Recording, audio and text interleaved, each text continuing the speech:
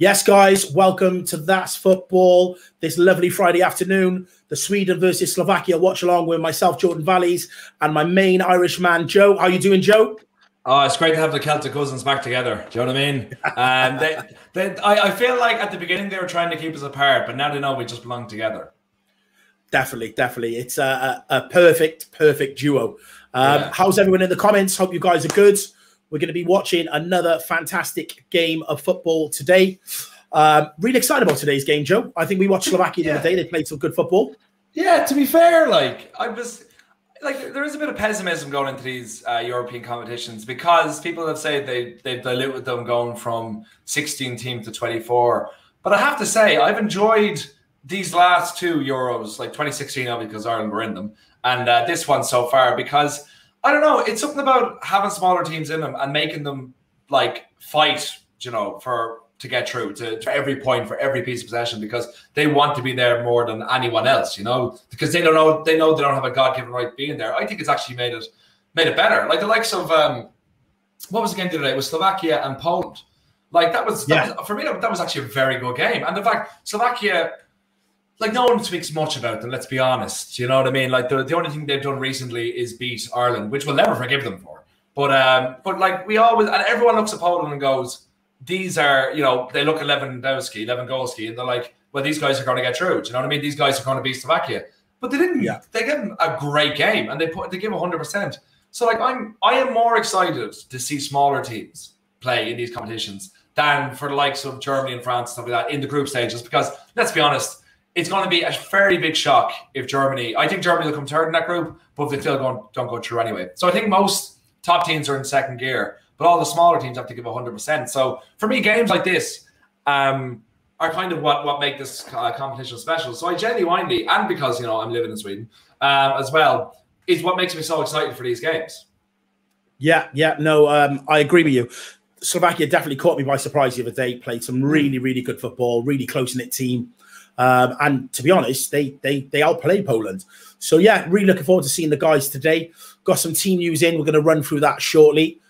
Joe, I'll take Sweden. Sorry, mate. No, I'm taking Sweden. I called it, okay? Olsen in goal, Listig, Lindelof, Danielsson, Augustinsson, Olsen, Ekdal, Larsen, Berg, Isaac, and Forsberg out on the wing. Joe, give me your best Slovakia. Let's go. Yeah, here we go. And I want to note that I've been cheated, okay? I have been cheated, all right? Okay, Slovakia here. Okay, I'm cool. I'm feeling good about this. I'm feeling good. I did Slovakia last week. I predicted they'd win as well, and they did. So, like, I'm feeling good about reading them out. I feel I got this. Okay? Right, hang about. I'm trying to Jordan. I'm trying to read the names here. Okay, I need my full concentration. Okay, we don't need your lines. Irish right flip flop. Stop it. Anyway, the team to play Sweden. Go. How do you say his name? He's the Inter Milan goalkeeper. I just don't know. Dovriak, Pekarik, Satka, Skinner. Yeah, you're good. Hubakan, Kuka, Hirvoski, Kostelinki, Hamsik, Mack, and Duda. Okay. Thank you very much, everybody. Thank you very much. Guys in the comments, can we get a scissor emoji for the fact that Joe has just absolutely cut Slovakia's team names to bits, please, guys? Look, you're the one who stole Sweden off me, okay? The majority of Sweden are named Larsson or Olsen, okay? It's very easy to do. Right, I'm going to ask you now, nice and openly at the beginning, before we go any further, I want you to name the team that you think is going to win and what scoreline. And I'm going to ask you guys in the comments as well to do the same things. Let's get some score predictions and see where we're at. But also, guys in the comments, please take note of what Joe says, because he has a habit of changing his mind after the other team concede. I don't know what this. I do not know what you're talking about. I do not know. I spit the truth the whole time. You and your little minions out there will tell people that I've been lying, but I just spit facts, okay? And if you can't take my hot facts, that's your problem. But I look at this team. I think Sweden were, for me, one of the most impressive performers of the first round, considering the team they have and considering they went against, we'll say a very strong Spanish team. I would say very strong aside from Morata, but on paper, in each position they would, you know, there's not one person, Swedish player, that might even get into the Spanish squad. Thank you for helping me wake up before work. Great positive vibes. Big up. Thanks so much, Daniel. I love the video, the picture as well. I think Sweden really have a great structure, great team, and I think Isaac, I think, is such a. I was so incredibly impressed by how he played against Spain. I thought he was so strong and played so well with the ball at his feet, considering he was the big man up top. Yeah, he used to hold up play at the age of 21. He's doing great at Sociedad, and I kind of have heard about him for a little while. I didn't really do much against us when we did play against him in Sociedad, but I think he's a big one for the future. And if I'm putting money on someone to score, I would say him. And I'm gonna say, even though Slovakia did impress me against Poland, I also think Poland are a serious bottler of teams, and I just think, although they have good pattern play, Spain are better. Sweden showed they can take on Spain and get a draw, so I feel like this is a 2-0 win for Sweden. Okay, good. Yeah, no, I really dislike having to agree with you, but I think you're right. I think Slovakia were good, but I also think Poland were very poor. They did play good football. However, I was very impressed with Sweden. Very solid team, and again, yeah, you know, really tight unit. So I think I will go for a 2-1 Swedish win today. Lots of people in the comments are saying 2-1 Sweden, 2-0 Sweden. Not many people are picking Slovakia by the looks of things. Just looking at the comments. Guys, make sure that we are liking, sharing, subscribing to the channel. That's football. All of your watch-alongs for Euro 2020 right here on the channel. Whole team have got you covered. Don't forget, tonight, the big game, England, Scotland. Goldbridge is having kittens right now with excitement. He'll be here tonight, 8 o'clock, to walk you through that game. So make sure you join him. Jordan, I just saw a comment there from Liam McCacken. I'm sorry if I'm saying McKean. I'm going to say McKean, actually, Liam. On my Morata comment. He said, that's unfair, Morata. Even though he missed an easy chance, he's still a very good player. I think very good player, fine. I would say, Grant, he is a very good player. Grant. I don't think he's elite Champions League level. I don't think he's good enough to be... Like, it shows for me how much Spain have fallen. I know they've never, over the past 10 years, they've kind of relied more on a false nine than an out-and-out striker, aside from Diego Costa. But I feel like Morata isn't good enough to be in the top teams in Europe, and he shouldn't be good enough to start for Spain. And it kind of shows that. Like, what's a good game? For me, like, a good game for a striker is putting away the opportunities he had. Do you know what I mean? Like, I don't think you can say he had a good game and missing really gilt-edged chances. So, absolutely, Ryan Sawaf, sorry if I'm saying your name wrong, I play Jared Moreno over Morata. Absolutely. Moreno is far more lethal. I think he's actually younger than Morata. I think Morata suffers from the Jesse Lingard sort of syndrome of that we keep thinking he's like 24, 25. But actually, like, he's not at all. Is he at, what club? Is he still sort of at Real Madrid? I don't even know what club he's at, to be honest. But I would go with Moreno 100%. Ahead of Morata. I don't know where you lie in that. Just quickly, I just see John Cale in the comments there. Jordan, what's the chances of Wales going further than England in the Euros? 100%. Surely looking good if England face France or Portugal. Look, a few people asking, you know, where Goldbridge is. He's still working off the calories from that humble pie I fed him on the weekend. So. And with that, there'll be another slice for him when England get bombed out and Wales go further. I really, really do feel like Wales will go further than England. I know that is ballsy, but I really fancy us. Honestly, I really do. Yeah, I think it's facts, to be honest. Like, yeah, I don't think there's any real... Anyone saying otherwise is just wrong. Like, Wales are definitely going further than England. Like, 100%. And sorry, guys, for telling me that Morata's at Juventus. See, that's what I mean.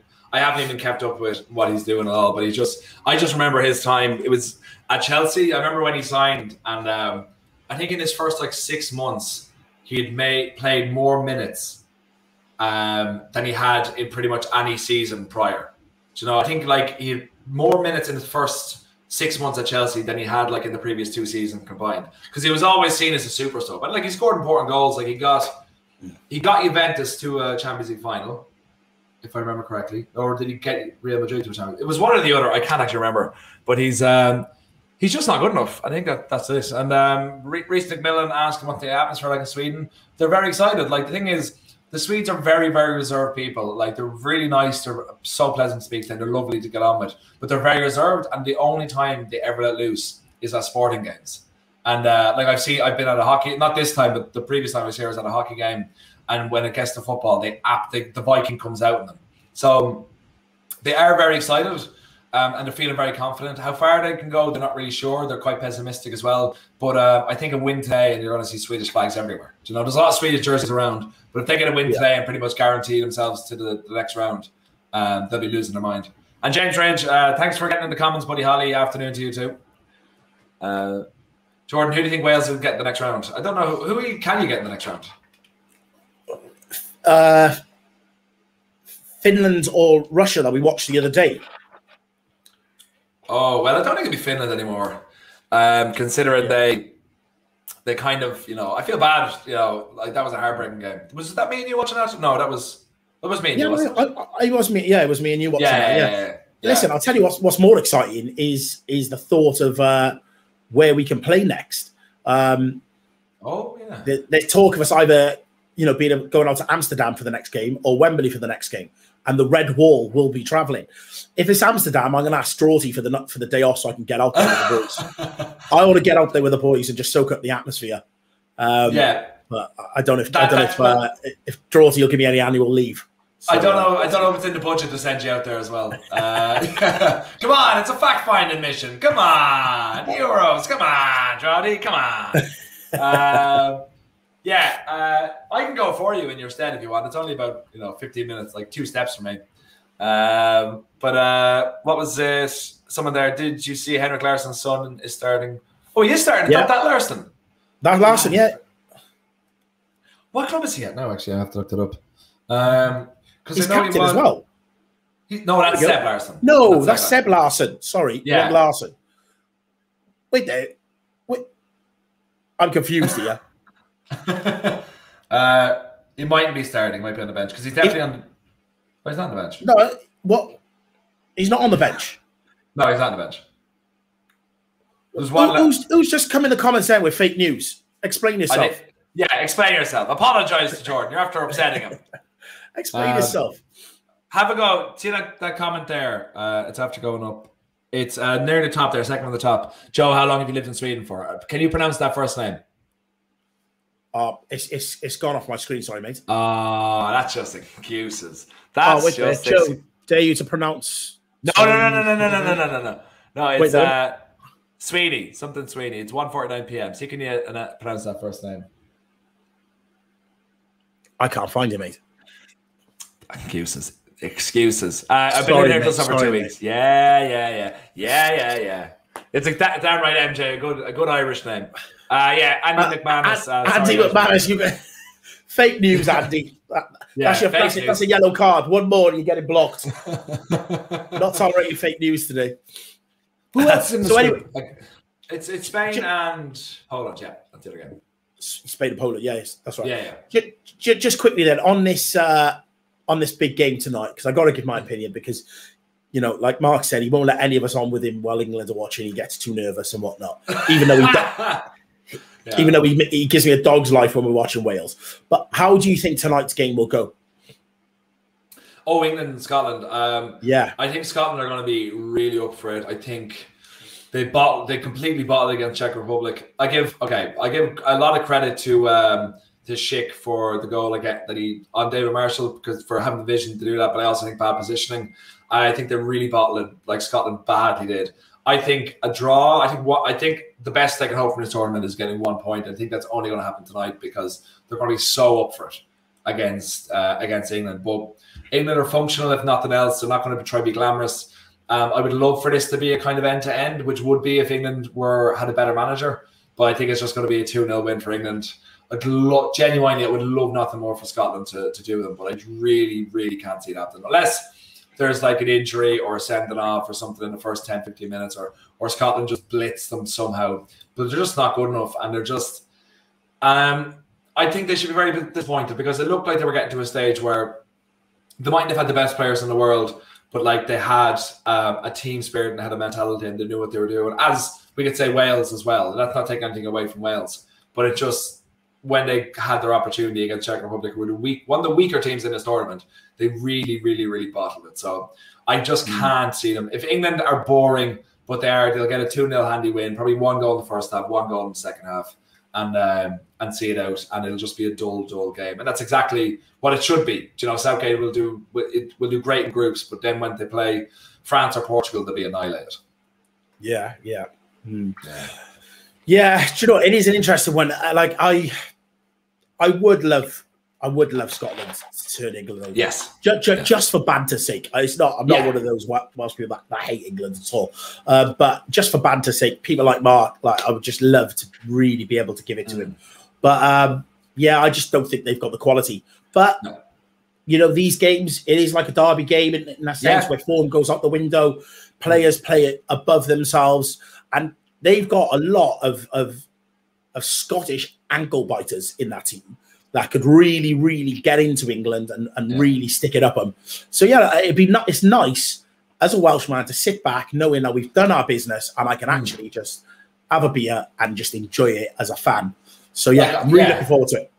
Yeah, I'll say, like, if Scotland beat England, okay, they still mightn't get out of the group, they still might do nothing, but they'll always get the hold onto that. While England beating Scotland, they can't really throw that at them because England have, you know, such a great squad. But if a Scottish team beats an English team in a championship, whether it's a World Cup or European Championships, they'll be like, they might as well build statues for them. So I think the players will have that in their mind as well, that if they beat them, they will be remembered for like ever. So absolutely. Someone's asking who I think will be the top goal scorer. I think Ronaldo will be. I just think Ronaldo's 4 or 5 goals off the all-time top goal scorers in international football. He'll want that. He'll want that in this tournament. So, considering he got 2 in the first game, I think he'll get 4 in the group stage and maybe two more at least in the knockouts. Well, let's see how far they go. But we're looking at 6 goals, maybe 7 for him in this tournament. Do you agree, Jordan? Yeah, I think Ronnie's going to do bits this tournament, but. I picked Lukaku before, and I'm still going to stick with Lukaku. I think he will do bits. I still think he will. A couple of guys asking about us to sync. We will sync, guys, but the game hasn't kicked off. Got the players literally just walking out onto the pitch. As soon as the clock comes up on the screen, we will give you the time, and we will make sure that you guys get an opportunity to sync along. Yeah, absolutely. Kogo, Sweden, support from Indonesia. That's so funny. Rafael V, my brother, actually lives in Sweden with me now, not in the same house, but he lived in Indonesia for a year, so you two would definitely get along. Immobile for Golden Boot. I think, does Immobile have 2 goals now, does he? Or is it 3? I think it's 1, and I think it's 2, 1 in each leg. 2. Yeah, 2. Yeah, 2 altogether. Yeah. Immobile, absolutely good shout. Like Italy are throwing them in, and they've been the most impressive team so far. So, so there's always a good shout from him. Maximilian is back. Jordan, we had him yesterday. He asked myself and Beth, did we like Ajax? So he's doing the same thing for you. Jordan, do you like Ajax FC? Love Ajax. I think they play football in the right way. They know how to look after their own. They continually develop some of the best talent. Love them. And do you know what? That's why I'm disappointed for Van der Beek that he hasn't had a chance to come to United and shine the way we would have liked him to. And I hope he does get that opportunity next summer. And Luke Bloomfield, next season. Next season. Yeah, thanks for the super chat. Cheers from Australia. Dan Anda, Sweden 2-0. Greatly appreciated. Lots of people. Yeah, Sweden 2-1. Josef Heil, it's the same as you, Jordan. Go on, Sweden. Not a lot of love for for Slovakia in the group, but there was no love for Slovakia in the last one either, and they ended up winning that one. So. Yeah, I mean, you didn't pick them either, did you? You picked them to lose. I don't remember that. I actually picked them to win. I was one of the few people who saw them for what they really were. They were a team that were underappreciated, but I saw through the darkness and I saw the light. Thank you for bringing that up. Okay. Joe asked Jordan to give us a Crumime Bith. I tried my best. It's Welsh. It's Welsh. He's asking me to speak Welsh. And I left Welsh at GCSE. He's got us, so very limited on that, but still very passionate. Don't you worry. Absolutely. Just the national anthems are happening now. I just got a question there as well from. Did you guys see Holland versus Austria? Yeah, I watched it last night. I actually predicted an Austria to win, but actually the first time I've gotten wrong all tournament, which is I'll put my hands up. I'll put my hands up, and when I am wrong, I'll say I was wrong.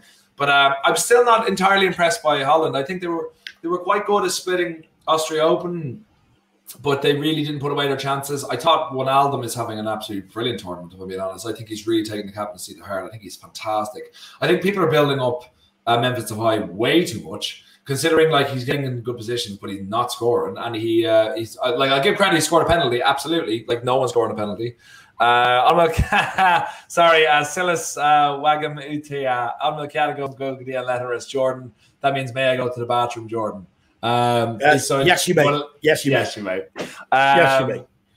Yeah, you have full permission.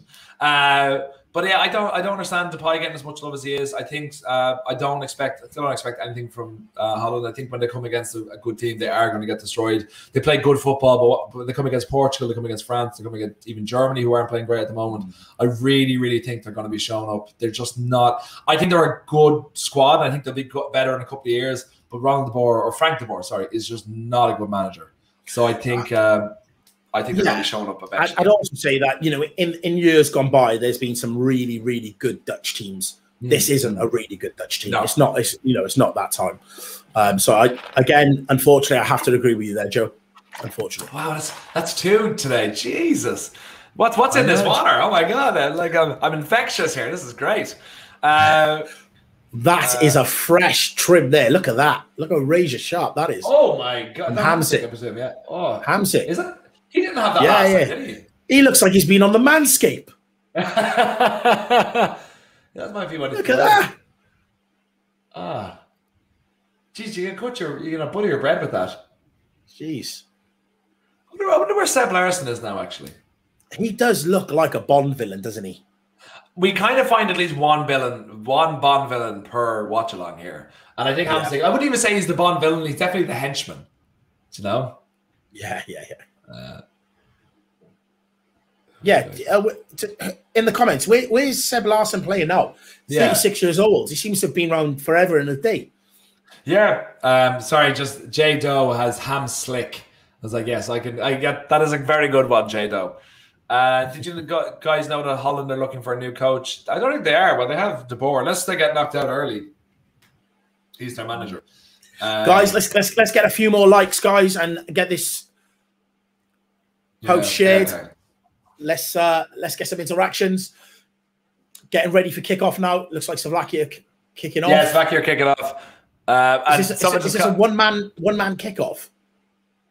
Maybe he's going straight for a shot. Is that what we're doing? We're doing a one man kickoff now. Okay. That's always been the case. A one man kickoff. Yeah, that's been the case for a while now. Yeah, he's the main guy. Let's go. Why not? No, do you get with the times, man? Yeah. Let's go. Who's called? I suppose you can't see actually. What stadium is this in? Actually, St. Petersburg again. St. Petersburg get a lot of games, and I don't know how I feel about that. Apparently, I don't like it. I suppose it's good for Swedish fans and Slovakian fans. I guess it's pretty close for the two of them. I suppose. You're giving a very dramatic look. Right. No, I'm just waiting for the clock to come up so I can start syncing because people ask it to sync. Right, guys, 23, 24 seconds, 25, 26, 27, 28, 29, 30. We are synced. We are in. Slovakia are having a good bit of possession to begin with. It's free in? Yeah, it's free kick. Yeah, free kick. Yeah. It should be a good game, Joe.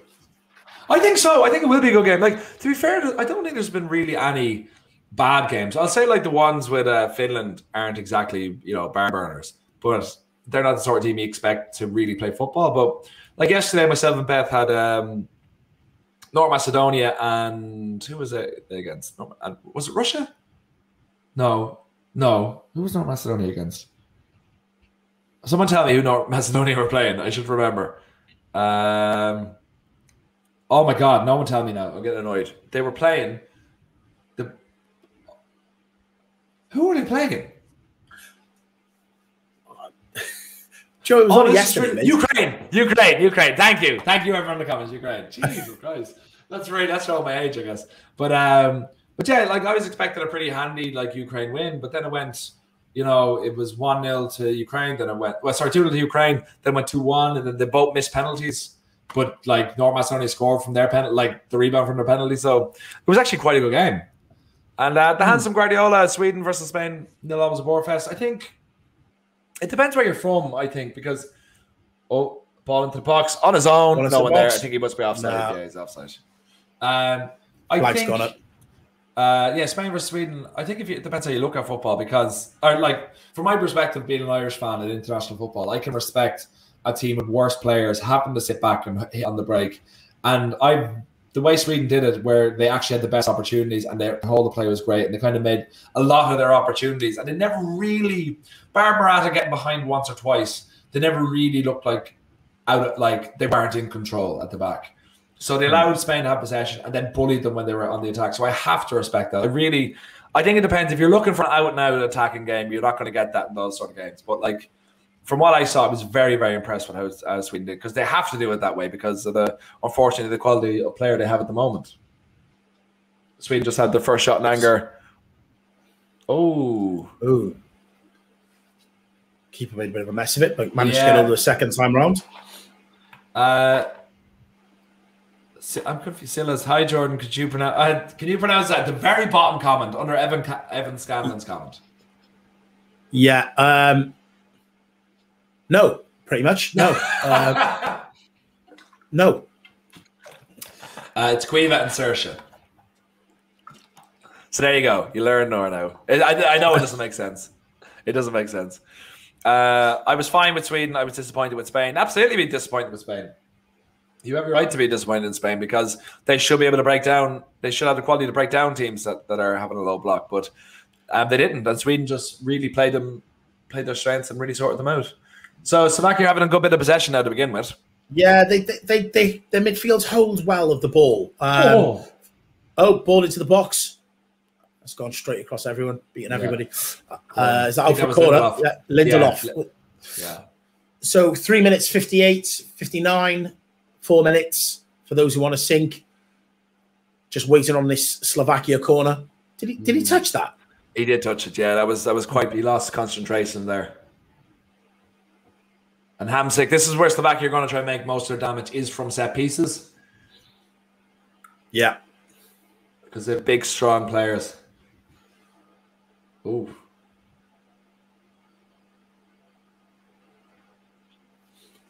Oh, good delivery. Yeah, nothing from that.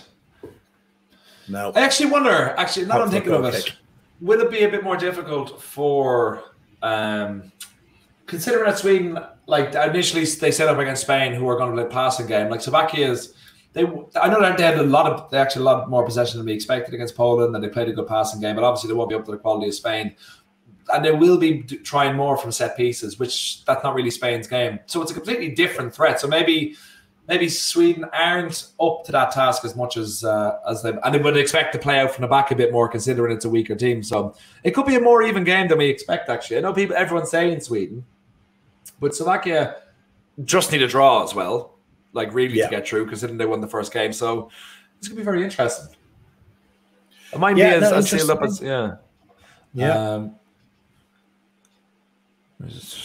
if England win or Scots knocked out, I think effectively, they have to beat Croatia by an astronomical number to get through. Yeah.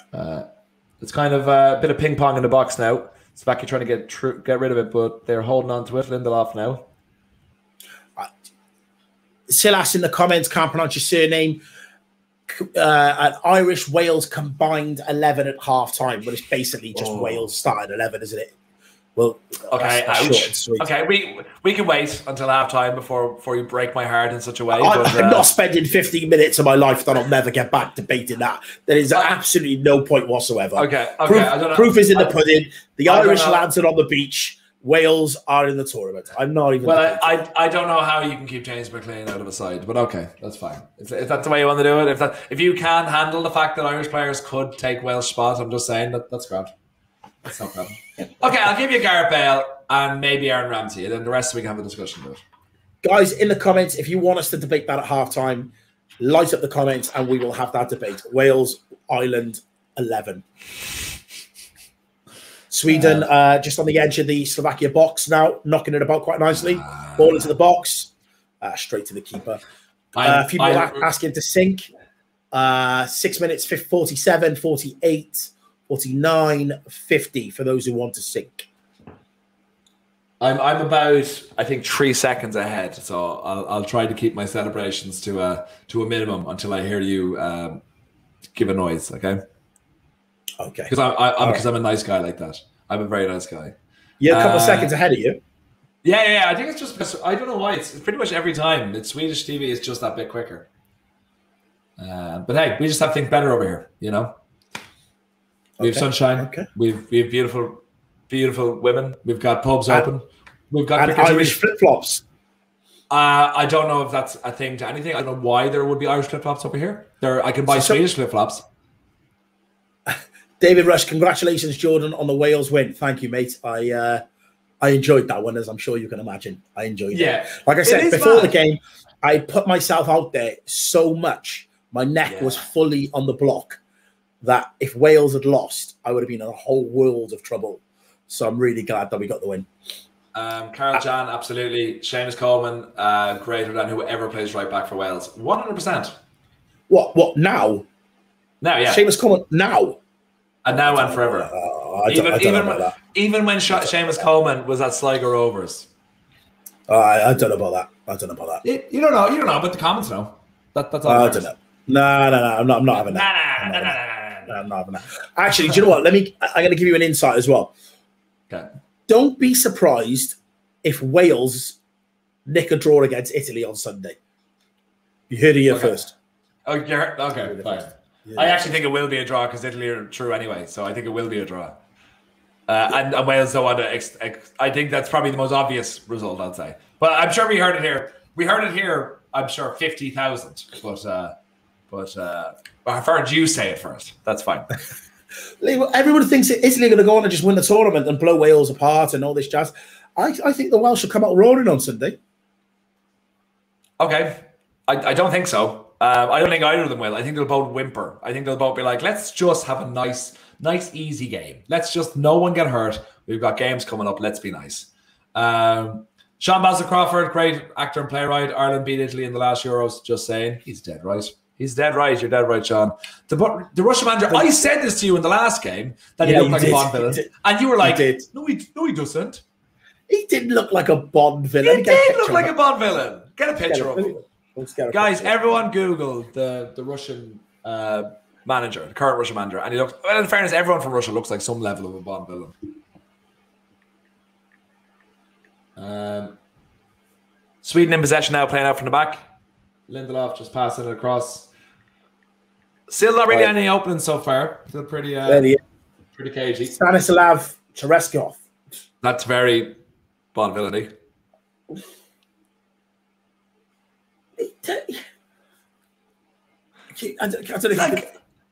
It's a bit it's a bit. It might be a lot of it. A lot of it might just be the mustache, I'll say. And the suit. No. Right. This is who he looks like. Okay, Sweden playing in deep. No, free out, is it? Oh, everything's a free out these days. It's so annoying. Thomas Bennett is looking for. How come some people have green comments? I'm confused by that. But Thomas Bennett's looking for a sync. It's not Bond villainy. It's just Russian name. That's true. Yeah. By the way, the guy playing Ivan Drago is actually Swedish. That's true. Actually, he is actually. Oh, there's Sergeant Slaughter. That's right. That's who he looks like. Well, what was his name during that time? It wasn't still Sergeant Slaughter. He called himself something else, didn't he? The Iron Sheik or something, wasn't he? I don't know. No, the Iron Sheik was in the early 80s, and he is hilarious on Twitter. I don't know who he was then. Who was this guy? I know it was still. I think he called himself something different. If anyone knows, let us know. Thanks, Eden, Sean. Thanks for the you new United Stand staff are better than old. We love you, Eden. We love you so much. Thank you for that. It's very nice of you. United staff are better than. Oh, that's a nice comment.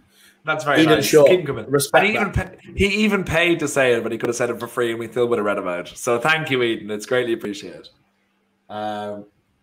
Sweden are kind of playing a bit more football now. They're kind of showing a bit more nous, but no one has really had an opening so far.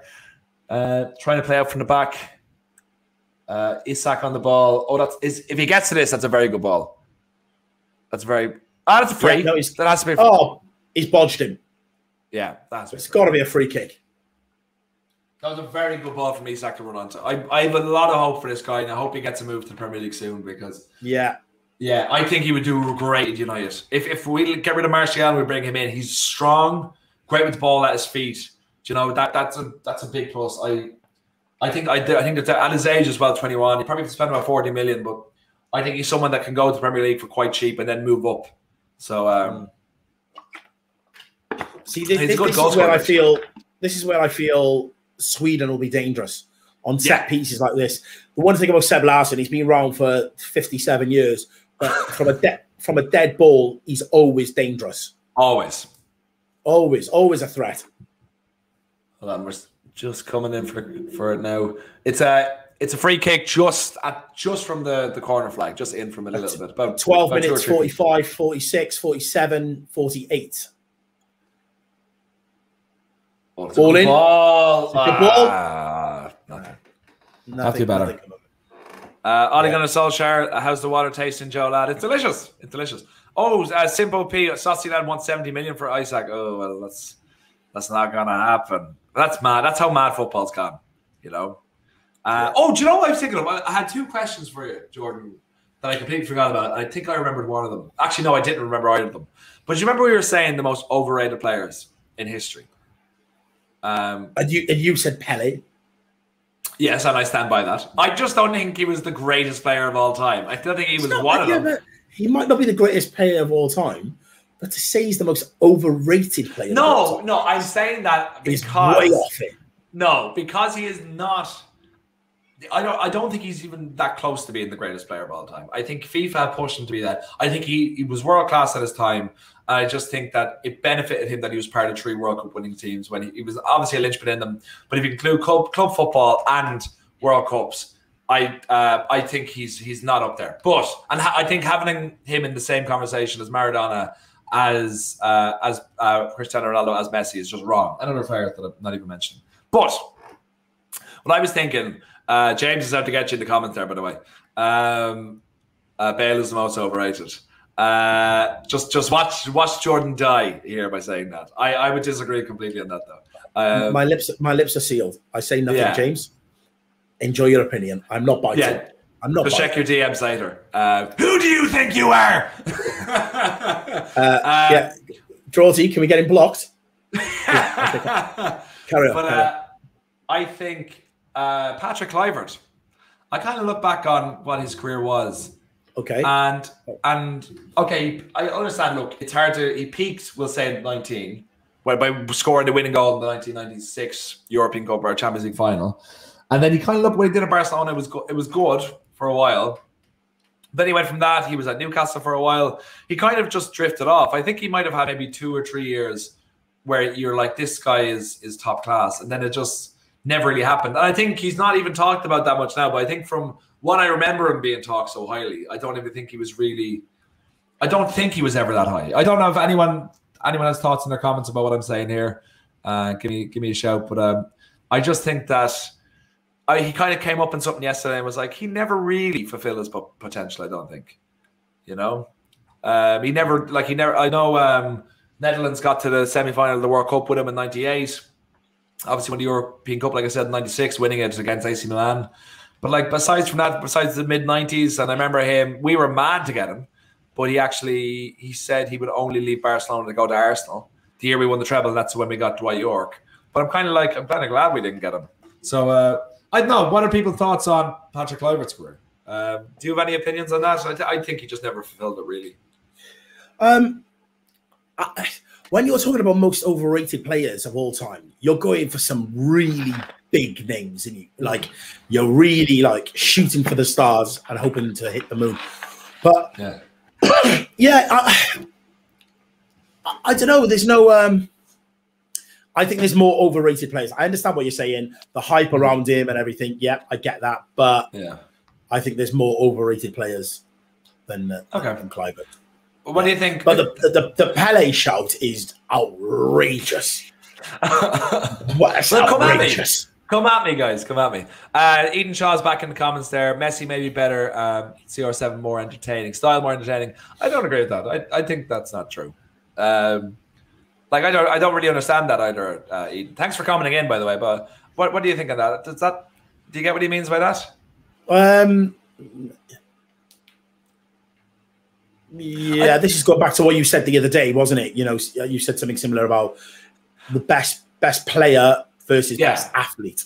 Yeah, I think Ronaldo is the best athlete, like in history. Do you know what I mean? But I think if you're going on to football skills, I think that's where, like with the ball at his feet, natural like football skills, and obviously developing over time as well. I think it's all Messi. I think Ronaldo worked at everything. I don't get me wrong, Messi definitely worked it as well, but I just think Messi was born a better player and is just naturally better with the ball at his feet. And obviously he's done incredible things. While Ronaldo, and that's why Ronaldo hasn't dipped at all. You know, no matter where he goes, is because he works. While Messi is known to be a bit of a I don't want to say nuisance. He's a bit of a. I've just heard things about him not being the easiest person to work with at times, and kind of just doing things his own way. Well, Renato Sanchez. Well, actually, Renato Sanchez. Myself and Jordan were talking more about players who had retired more so, because then I think it's unfair to compare. Like, if you look at, let's say, Van Dijk, for example, when he was at Celtic or whatever like that, you wouldn't say, "Oh my God, this guy's going to be the greatest, the best defender in the world in 3 years' time," and you wouldn't dare to compare him to Vidic. But now people are doing it, so I think it's only fair to look at people once they're like, you know, careers coming to an end or they're retired before you can look at them. But who'd like. Just say there, sorry, by the way. Renato Sanchez. Yeah, what do you think about his career? It's been interesting for him. It's like, he went to Swansea and stunk the place out of piss. He was terrible. Was that a loan for Bayern Munich, wasn't it? That's Clement organised that. Yeah, just isn't he the? I'm sure he's the player that just literally passed it out of play. Like the ball was no one near him. I thought someone on the subs bench was a player. But do you know what? What's good about that is that he's shown bounce back ability, and that's good. You know, he had a really tough time there, and just didn't deliver. But now he's bounced back. So it just shows, sometimes you have a move, it doesn't work. It's okay to shake hands, move on, and play football. Yeah. But he's just a kid still. Like, let's not forget that. Like I don't know what age. People, like someone just said, MJ, I think it was, said he just won the league with Lille. Absolutely. I think he's only 20. Maybe he's 22, 23. So like he's got a long career left in him. So there's plenty of time for him to do. To be maybe live up to his potential. Absolutely. David Beckham, you wash your mouth out. Ronaldo Sanchez is 23 years old. So he's still got his whole career ahead of him. Whole career, like absolutely. Someone just going after David Beckham, the original Harry Wilson, in the comments saying he's overrated. Love it. No, Bex was definitely not overrated. Unbelievable. Underrated. I'd say he was. Honestly, I think he was underrated, if I'm being honest. Yeah, I think he was underrated because of all the hoo-ha around his personal life. Absolutely. Sorry, MJ, who will win Sam? Dublin, unfortunately. It makes me sick to say it, but God needs a complete rework, and it's not going to happen anytime soon. So for the next couple of years, it'll be Dublin. So Sweden are playing around again. We're just over 20 minutes gone. No real chances, as we were saying. But the game really has been played in midfield, hasn't it? No real threats on the ball, on the target. And it's just gone really breaking down a corner. Sorry, go ahead. 20 minutes, 38, 39, 40, 41 seconds, guys, for those who want to sink. Sharky has put in the comments about 15 times Omal Kialagum Dulcinian Letteris, which means may I go to the bathroom? Yes, Sharky, just go. You don't need to ask us for permission, okay? You can just go. Can you just make sure you wash your hands before you come back, though, please? Please. Okay, don't infect your keyboard with anything, all right? Ball in. Ball in from Sweden. Has come out to the edge of the box. He's had a knock. It's hit a Slovakian player. I think it's hit him in the schnutzsack. We covered this last time, actually. Who is the greatest ever Slovakian player to play in the Premier League? Who is the greatest ever... So we don't have to go back to that one. Who is the greatest ever Swede to play in the Premier League? Get your thoughts in the comments as well, guys. Ooh, that's an interesting one. Be interesting to see what people come back with there. I'm trying to think. Who have we... Because we've only had, Blankfish, Larsson... Lindelof, obviously. Ibrahimovic. Ibra, sorry, of course, Ibra. But like they seem, is anyone who played longer than just like Larsson was there for 3 months, Ibrahimovic was there for a year and a bit. Like, is there anyone else that's kind of had a really Freddie Ljungberg? Sorry, Sean, Freddie Ljungberg plus 3 exclamation points. Sorry, Freddie Ljungberg. That is probably the shout. I think Ljungberg was an absolutely incredible player. And another one I think is kind of forgotten about, underrated. I think a good few Arsenal players from that era, aside from Henry and Vieira and maybe Tony Adams and I suppose Ashley Cole as well, you can say, are just kind of forgotten about. But like the likes of Robert Pires and Freddie Ljungberg, like really, really world-class players. Do you know what? I hated Arsenal. I absolutely hated it. But, me too. But they were a good team. They played amazing football, and the hell of a team. Yeah, your Pires and players like that they were special players. I know Sean is an Arsenal fan, and probably the only one that will admit to being one. But what is your favourite moment of Ljungberg in the Premier League? I always remember him scoring a yellow card here for a tactical foul. I think. Let's just try to see that again. Yes, Christoph Olsen. Let's have a look. Tactical foul. Looked like he was breaking away there. Yeah. Kuko was on the break. Someone said Petit there. I remember Petit was turned down United to sign for Chelsea, and he said it was the biggest mistake he ever made. I can't even remember why he did it in the end. I can't remember why. I think it was just because he wanted to go home, I think, because obviously his family were still in London. Olsen, I've just seen it. Where's he gone? Olsen Srini, Jordan will more get a summer move. For Cardiff's sake, I hope he doesn't. I hope he stays there and scores the goals to get Cardiff promoted next season. From a personal point of view, the journey he's had from playing down in Cornwall, being released by teams, being a lifeguard, and etc. Who's this that you're saying? Kiefer Moore, man like Kiefer Moore. Kiefer Moore. Yeah, Kiefer Moore FC. From a personal point of view, I hope he stays at Cardiff. From his point of view, I'd like to see him go on and get an opportunity to play in the Premier League. I think he's good enough to do so. Do you know about, like, I actually put up a poll up on Twitter yesterday, like who had, and there's more stuff for Irish fans, who had the better career, Wes Hoolahan or Aidan McGeady, because the two of them were supposed to be Aidan McGeady was supposed to be the Irish creative force for like a generation, and just never lived up to it, and it was always frustrating. Always a good guy, he always showed up for duty whenever called upon, but he just never could never do it, and he never really did it at club level either, aside from Celtic at the beginning of his career and at Spartak Moscow. But Wes Hoolahan is seen as just like the last of kind of the street footballers, and he played it took him the longest time to get to the Premier League, the longest time to get his international debut, and like if we could have him now, even at 32, like that's what we're missing out. A creative force who can open defenses, even at our level. It hurts a lot of like diehard Irish fans. Sweden on the attack. Sorry, Sweden on attack. Get the ball into the box. It's just run out of play. Sorry, but on you. Yeah, but on Wes, and give all the love to Wes Hoolahan. He's actually doing amazing stuff at Cambridge now. But I'm just wondering, for Wales, was there ever kind of a player like that? Whether, I know you're going through like a great golden generation now, but of like maybe the past who you just put a lot of hope in and faith in, and it just never really worked out for them, or Well, yeah, you would say not that it never worked out for them, but you look at Giggs, and I just feel like he was such a great player, but unfortunately, during his era of playing for Wales, we just didn't have a squad and options good enough for him to go on to major tournaments and challenge. So yeah, that's been sad, and that's the good thing about the Bale era. The players around him have been good enough to step up and also deliver. I think Gareth Bale is just like the perfect.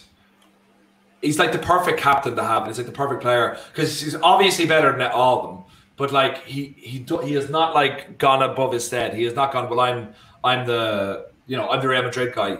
They're all mates and they all play for the team. And like the likes of him wanting to get that second goal, but not taking it on himself, like finding a space and passing it to Conor Roberts. Like it's stuff like that shows that he's a top class professional as well. No matter what Real Madrid say, but F Real Madrid. Yeah. Fun soccer stuff in the comments. No need to ask us 132 times, mate. Sync 26, 38, 26, 39, 40, 41, 42. Hope you're synced and all up to date. Okay, Sweden on the break now. Is that a free kick or a good tackle? It's a good tackle. Oh, it's a great tackle back, Larson. Get it in. Get into the box. Get into the box. Oh, that's a terrible, terrible, terrible shot. Oh, no one there. Literally, that was the most exciting thing of the whole game. Awful. Yeah. MJ, Ireland have Parrott, Malumbi, and Ida and Banzunu. Absolutely, yeah. We do have players coming through. It's still quite depressing. It is right. Caden Gagan, the half Irish, half Englishman. Great to have you here back, Caden. Thanks for joining us. Yeah, DJ better than Bale. No. Was that Gavin McCarthy? Jordan, do you think Robson Canu should have been called up for Wales? No, I don't. But I would have called up Ashley Williams, our captain, just for the experience. Where is he? He's in the studio today. He's in the studio today on the BBC. Well, yeah. I thought he was. I just thought he retired. What club is he at now? He has retired. He's retired. But you know that experience is invaluable, and I think with Rob Page being new to the role, I feel like another wise head in that camp with Ashley Williams. No, but I mean, I thought he retired altogether. What club is he at? Like what? He has retired for football. He has. Oh, okay. Yeah. How would you call him up? So. Sorry. How would you call him up if he's retired? He retired at this season, but I just think not called him up as in a player, but just had him in the camp. I get you. What was his last club? Bristol City, he was at. Oh, lovely. Yeah. Bristol City. Where is everyone watching in the world, by the way? I'm actually very curious because we have a lot of very exotic names and Irish names in the comments. So just put in where you're actually watching and tell us what are your thoughts on his Euros so far. And this, I won't lie, this is probably the worst match of the tournament that we've been given this time. Do you know what, Joe? When I seen your name come up to that we were doing this together, I said to myself, oh, that's good. I've never seen a bad game with Joe. Spoke too soon. Yeah, spoke too soon. No shots on target. Oh, God. Well, no, hold on. Slovakia are in the box. And they're... Yeah. Come on. Something, anything. Get it in there. Hamsik. Make some magic. That is a good ball. Oh, have a pop. Nothing. Oh, my God. Ooh, that could have been a ball there. Yeah, absolutely nothing. No shots on target. Game played in midfield. Nothing. Oh my God. Even look at the Swedish fans. They've left for IKEA hot dogs and meatballs. They're not even interested. I don't blame them. Nicky Cadigan, Newbridge man, Northern Ireland. Good man. I'm watching from Joe's balcony. I don't have a balcony, but you know, if I have one, let me know because I wouldn't mind one. Nice few people from Sweden here as well. That's great. Yeah, lots of Swedish. Lots of Swedish. Few people from Portugal. Have I got any Welsh people locked in, guys? Where's Wales? Where is Wales? Does anyone know where Wales is? In the tournament, unlike Ireland, mate. So, yeah, just in case you were looking. Eden Shaw. Oh, sorry, he had a super chat there. And there it is. Scotland fans, London takeover, best fans in the world. That's a bit of a claim, isn't it? There's no reason for you to call yourself the best fans in the world. I will say you've never had to prove it. You got someone Wales with a seemingly very Welsh name. Joe Cale from Port Talbot, but brilliant. Okay. We actually have a good opportunity here. There was a moment in the game that might lead to an option, you know, to a target, to something. No. Went nowhere, did it? No. For the love of God. What the hell? Jesus Christ. I have a feeling that neither of these teams are going to win the tournament. Can I just find out, the people who are putting sheep emojis in the comments, are you actually from Wales or are you just mocking me? I'm just trying to work out where we're at. So I just want to know what level we're on.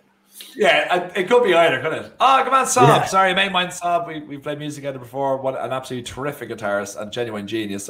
He's watching from Nice. So great to have you, Sob. Absolute legend. I'll never forget us playing that gig where you covered in lycra. Do you want to explain yourself? No, I think that explains it perfectly. No, we were playing a gig one time and he ran off and we thought he just didn't want to play anymore because I haven't played in a long time and he's an actual like proper musician. I just thought he'd given up and then he came back covered in like the green screen lycra thing and then just played like that. We were like, that's cool. So some man Sob. Miko Walsh, wait a minute, Joe. You're saying our names aren't exotic. Look, To me, they're not exotic because they're names like Joe O'Neill and Nico Walsh and stuff like and Dan Kirk. Lovely names there, but I don't know. Maybe they're exotic.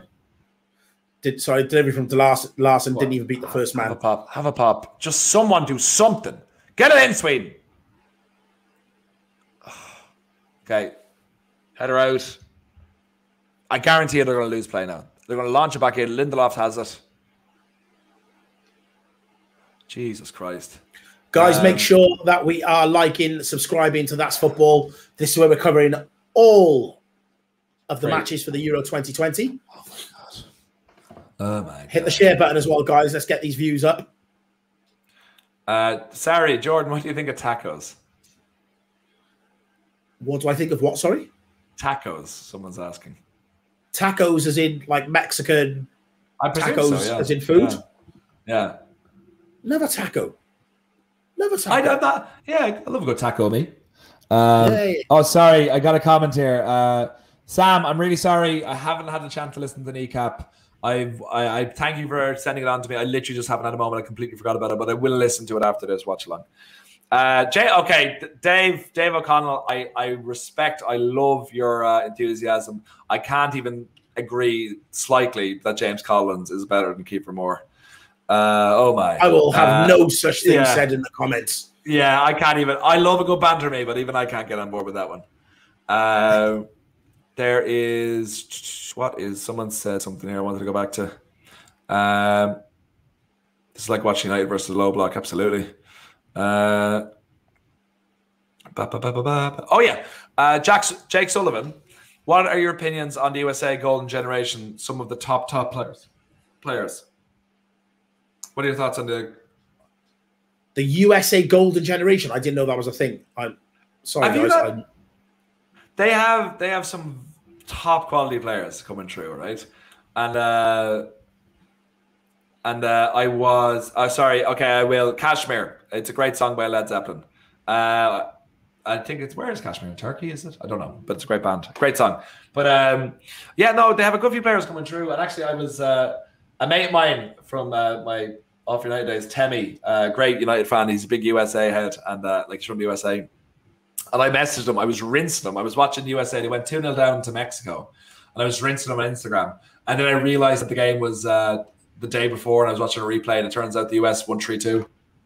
So I had to quickly delete the Instagram post before I was made out to be an absolute fool. Pulisic, McKenna, Reina, Weah. Yeah, they have loads of players coming through. Oh, it'd be good to see him then in the World Cup. Yeah, it will be interesting. Maybe this tournament might be a bit too soon for them, like England, but they have a lot coming through, so it'll be interesting. Oh, Kashmir's in India. Sorry, that's right. Thanks, guys. Guys, a few people asking about where Mark is. Mark will be back here later for the England-Scotland game, so make sure you join him on That's Football. This is the reason you need to like and subscribe, guys. Stay in touch with all the latest watch-alongs from the entire team. But Mark, will be back for England, Scotland, and I think some of us are secretly cheering Scotland on. All of us are loudly, proudly screaming for Scotland. Landon Donovan, Clint Dempsey, Brad Friedel, Tim Howard were good. The rest, and a shame 2 of them are goalkeepers. The rest were in the past were average. Nowadays, they have some good players. Happy for them. I think they had a few more than just those. Landon Donovan was their linchman, was their main guy. But they had a good functioning squad, and they got to the quarterfinals in 2002. But they just they didn't qualify last time. So I think they have stuff coming through, and it's so funny because the CONCACAF is set up in such a way that I think that to make sure they always qualify, FIFA have it set up. I think 5 teams qualify out of 7, something mad like that. So they always get through, but they didn't even qualify. Attacked by Slovakia. We want to guess this will go nowhere. Pretty much, yeah. They went nowhere. Well, it's got that feeling with 36 minutes, 7, 8, 9, 10 seconds in. Yeah. This game could play for 3 days and no one's going to score. No. Have we even really seen a shot on target? No, we haven't. Yeah. It's gone up for the Slovakia corner. Reese McMillan asking, where's your favourite place to play your sets? I would say Ibiza. You're such a There's cool guy. still something magical about landing in Ibiza and playing there. I can't even spell Ibiza. Corner for Slovakia. A lot of hustle and bustle in the box. Hamsik with the big delivery. Oh, is it anywhere? Is it? It's dropped. Oh, no. No, it's gone. It's cleared. Come on. Close them down. Just make a mistake. Someone just do something. Jesus Christ. Sweden are anti-football. I don't think so. I think they're just trying their best, but they're both kind of defensive teams who are, most of their goals come from a set plays and stuff like that. So I think they're not used to this. Nicky Cadigan. Nicky Cadigan, the court in Nice. I think I know you. I used to work in the court in Nice. Absolute awful place. Awful place. Slovakia at the edge of the box. Oh, little dummy. No, just have a shot. Oh my God! Oh, just someone, anyone. Just someone this game do something. Desperately needs a goal. Oh my God! Or just a shot on target. I'd take at this stage. A shot in anger. George Kyle Isak is very much Sweden's bright spark. Absolutely, I still have a lot of faith in him. I think he's a top quality player. Just Sweden aren't playing football at the moment. I expected more from him. I won't lie, I did expect more from him. I didn't expect them to sit back this much. I thought they would, take this game by the scruff of the neck. But we have seen a lot of teams kind of come out in the second half with a reaction. So I'm hoping the same thing for this. I'm praying for this. Jordan and Joe, how does it feel? Yeah, I was just about to read that comment, so you go for it. Go on. How does it feel that none of the Ireland or Wales players would make the England lineup? It kind of lost it there, but that's what he's going for. That's not true at all. No. I'd say a lot of Irish players wouldn't. But I also think on their day, if you could say that question, but I think most of the time I actually think Wales would beat England. I can't say the same about Ireland. Ball it by... straight to the keeper. No. This is not a good game, guys. No, it's really not. It's really not. There's literally nothing happening. There is nothing happening. Jordan, have you ever been to Jordan? I don't know if he means like aesthetically or within you or or the actual country. I haven't been to the country. No, I haven't. Has anybody in the comments? Anybody been there? Is anything worth going there to see? Let me know. I don't know anything about Jordan. I put up a tweet earlier on to see what people's thoughts on who would win today. 63% thought Sweden, 37% Slovakia. I don't know if I still feel the same about that because both teams are playing awful. Awful. Joe, have you been to Joe? A couple of times today.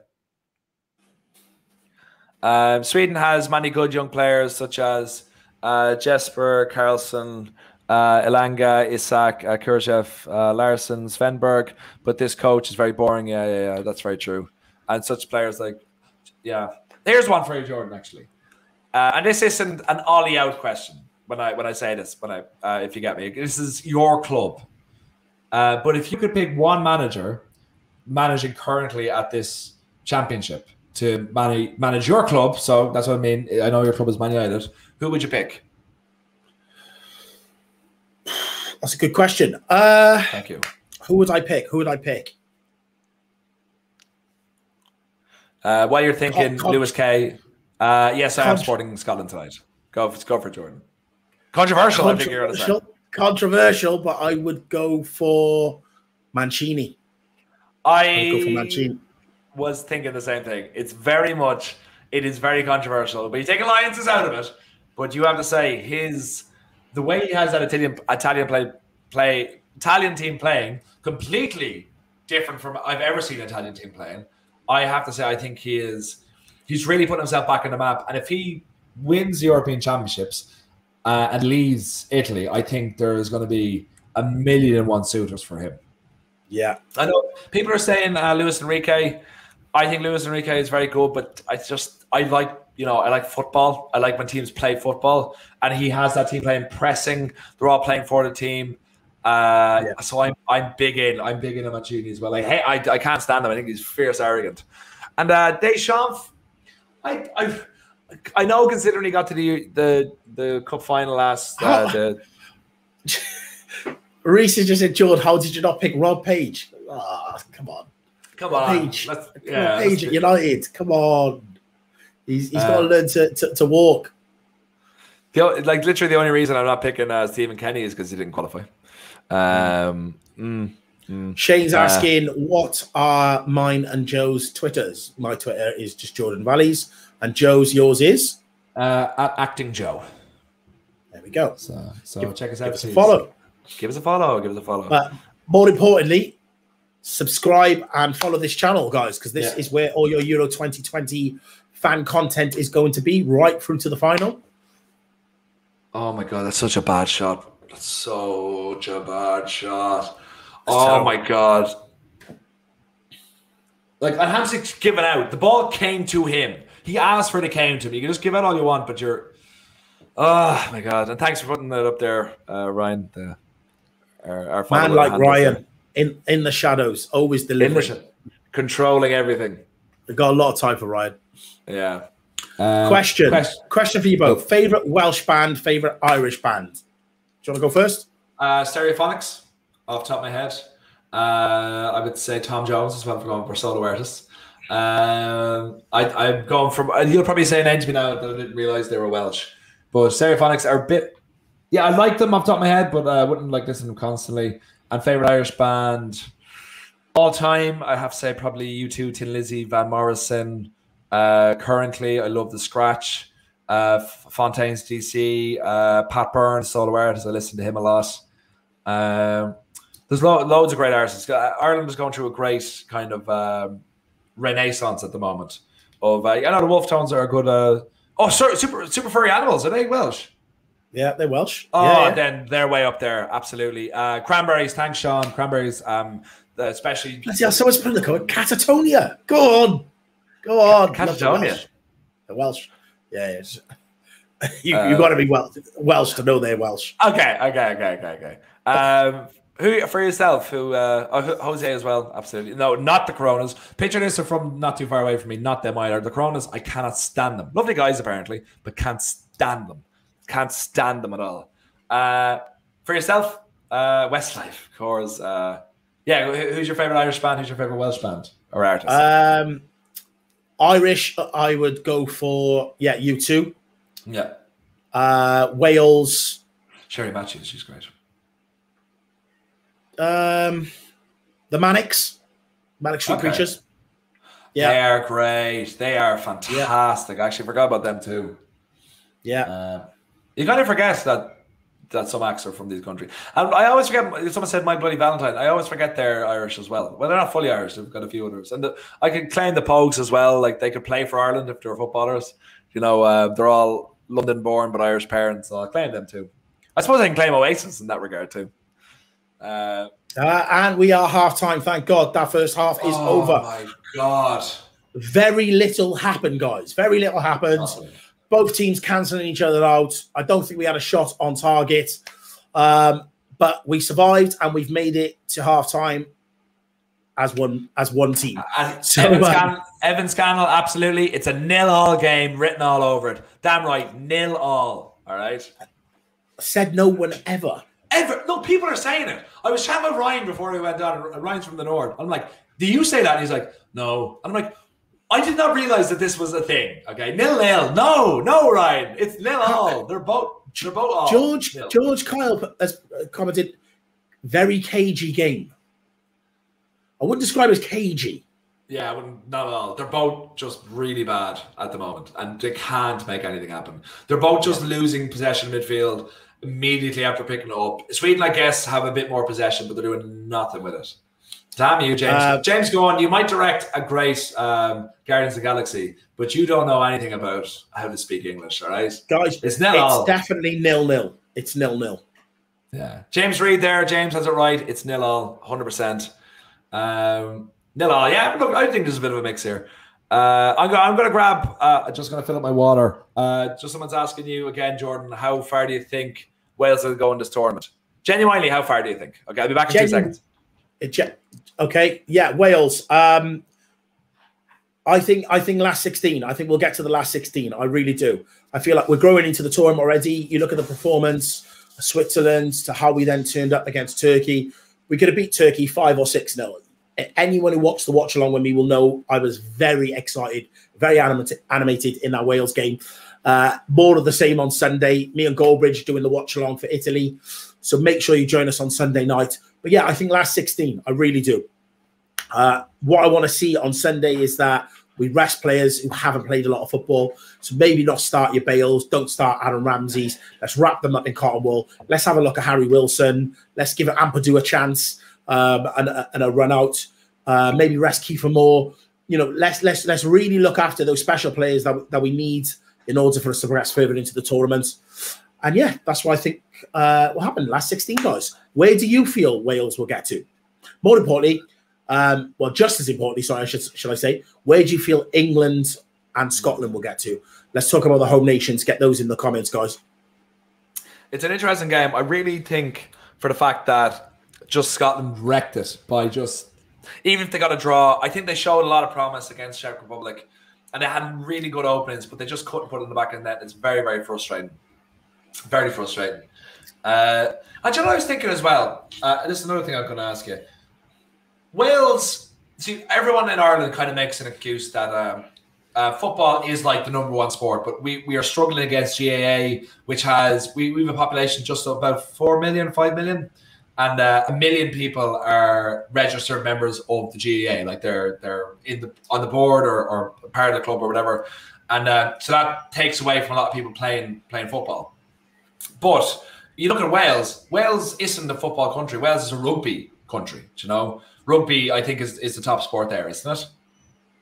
Yeah, Wales is the top sport, and we are better than England at it. Yeah. So yes, yeah. Well, that's facts are facts. Everyone is. But why is it that Wales, with a smaller population, with football being its second sport, is able to produce over, we can say over 2 or 3 generations? Obviously, you can look far back to John Charles in the 50s, but if you look during the 80s, you had Ian Rush, Mark Hughes, Neville Southall, Ryan Giggs, then what's his Laurie? No, I can't think of his name now. Dean Saunders as well. You go into the 90s, you have the likes of Craig Bellamy as well. You go into 2000s. I know it kind of dries up a little bit. You kind of let the old guards go and the new guards coming in, but you still have good players. But then you come into now, and you do have genuine world-class players on their day. Like Gareth Bale, absolutely world-class on the day. Aaron Ramsey, maybe a little bit past it, but absolutely world-class on his day or up around there. And then you have really good players coming through. Was there like a decision made? Gary Speed as well. Thanks so much, guys. What was there a decision made that you know of that to invest in youth? Like, how is it that the youth system is producing good players kind of consistently? I'm just wondering what that is, and Ireland just isn't. Yeah, you've got to remember that before we qualified for the last Euros, we hadn't qualified for a major tournament in God knows how many years. Somebody will be able to put it in the comments the last time we qualified.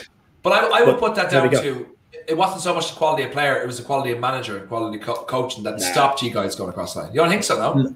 Nah, definitely the quality of players, guys. I remember going to watch Wales, and you couldn't fill half a stadium. And we had players playing that didn't have clubs, out of contract. Yeah. Really tough times. We just didn't have the depth. We had 1 or 2 good players. Yeah, your Bellamy's and people like that. But even going further back, Mark Hughes, Dean Saunders, John Hartson. Yeah, but we just, I Vinnie Jones playing for us. Do you know what I mean? Before he become a villain in Hollywood, but we just we just didn't have the depth, the pool. But what we've got now is we've got a bigger pool, and what it is as well is that it's now more attractive for players who can play for multiple countries to pick Wales. Absolutely, I think for the first time, we'll say for the likes of Ethan Ampadu, who could have played for, I think, at least 3 countries, like including Ireland, like absolutely pick Wales. Absolutely. Just questioning from Sam. It's because of Welsh thighs, lads. I'll take your word on that, Sam. On a serious note, if you could take 1 English player, I think this is going to be a bit of a slight at me, to play for your national team, who would you pick? I'm going to take off the table players that have already played for Ireland. if that's okay. If that's okay. Go for it. Who do you think? What would be the one position that Wales is lacking in that England have that you think you could take? To be honest, I think England have a player that is very, very special, a very special talent, and it takes a certain kind of manager to nurture that talent and bring out the best of him. And that player for me is Jack Grealish. I think he's a very, very special player. I really do. Yeah. I'd love him at Manchester United. I'd love him at Wales. Even the half part of me that's Jamaican, I'd love him to play for Jamaica. He's just a brilliant footballer. So yeah, for me, if there was one English player I would take, it'd be Jack. That's a great shout. I've somewhat forgiven him for what he has done to me personally and all the people of Ireland, considering a certain side dish in a Chinese restaurant has done worse. So he's kind of like the lesser of two evils. And even though Ireland definitely need a creative force, like definitely, we need someone who can finish more. And even if it's not Harry Kane, even if it's, I don't know, who are the English strikers right now? Actually, who is in that? Who have made the final cut for the Euros for them? There's Harry Kane, Calvert-Lewin. Yeah, I would say Calvert-Lewin. Like, I know obviously Harry Kane is like world class, but he's part Irish as well. I even like someone like Calvert-Lewin who can bully, who can like throw in digs, who can get goals from just being a nuisance and being a strong player. That is someone I think I don't know, with loads of Irish people watching, I think Calvert-Lewin for me would just be like perfect for the Irish squad now. Just to launch balls into him, for hold up play to get players around him. Yeah. I think absolutely. But yeah. Let me ask your opinion about something just mentioned in the comments. Just made me think. Calvin Phillips, right, is an interesting one. I said a couple of weeks ago on the United stand that if United didn't want to go out after spending big money on Sancho, and we didn't want to spend the big money on Rice, there's other defensive midfielders that we could look at. And I obviously mentioned Basu, but I mentioned Calvin Phillips. And I got absolutely pummeled in the comments. He plays Leeds, he's not good enough, he's this, he's that. He's been hell of a boy for England. Yeah. What's your thoughts on him? Calvin Phillips is a terrific player. Like, it's that typical thing of like, oh, he's not doing it at a top club in Europe. He's like, who no one else is really after him. Why should we go and get him? And I think that's the main problem with United is that we always act too late. I put up a tweet last night that every single player that Leicester go in for, we should just offer 10 million for. And even if we've never seen them play, and just get them, because they have been right and close to 100% of times. And like the likes of Calvin Phillips, who's showing now like what a quality player is in centre field, I think I would take him in a heartbeat. And I think he would come as well. I really do. But like the problem is we won't go for him until we see every other club going for him. And then we might go in and offer way too much money. But someone's saying because of the rivalry. I don't think that rivalry makes a difference. I really don't. No, there's rivalry, but they're not a threat to us, and we're not a threat to them. We're in completely different, stages of our history. So we got Rio. We got Rio from them. We got Alan Smith from them. We got Eric Cantona from them. And we got Eric Cantona from them the year after they won the league, and he was their talisman. So even though he would be reviled every time he goes back to Ellen Road, I don't think he'd care if he's playing Champions League football and challenging for trophies. And Leeds, you could say in a couple of years, Leeds might do that. I think absolutely they could fight for top 6, but challenging for a title, that's not going to happen for a long time, if it ever is going to happen, So I think he'd have to move. And really, I think every top 6 club should be after him, but they seem to be all sleeping on him for whatever reason. So I think it'd be great. And we get him for maybe 40 million, which is cheap nowadays. So I would go for him in a heartbeat. Luke Baker, Jordan, would you do a Calvin Phillips swap deal with James and money going the other way, as Leeds do want DJ? Yeah. I would drive him across Snake's Path from Manchester to Leeds myself if I could drop him off and pick up Phillips. So would you have to bring the money as well? Because then the whole thing might go missing. Definitely. All right, a lot of people are asking about this combined Irish-Welsh 11. Okay. Are we doing all time or currently? No, currently. Okay. Well, I would say, I'll be completely honest.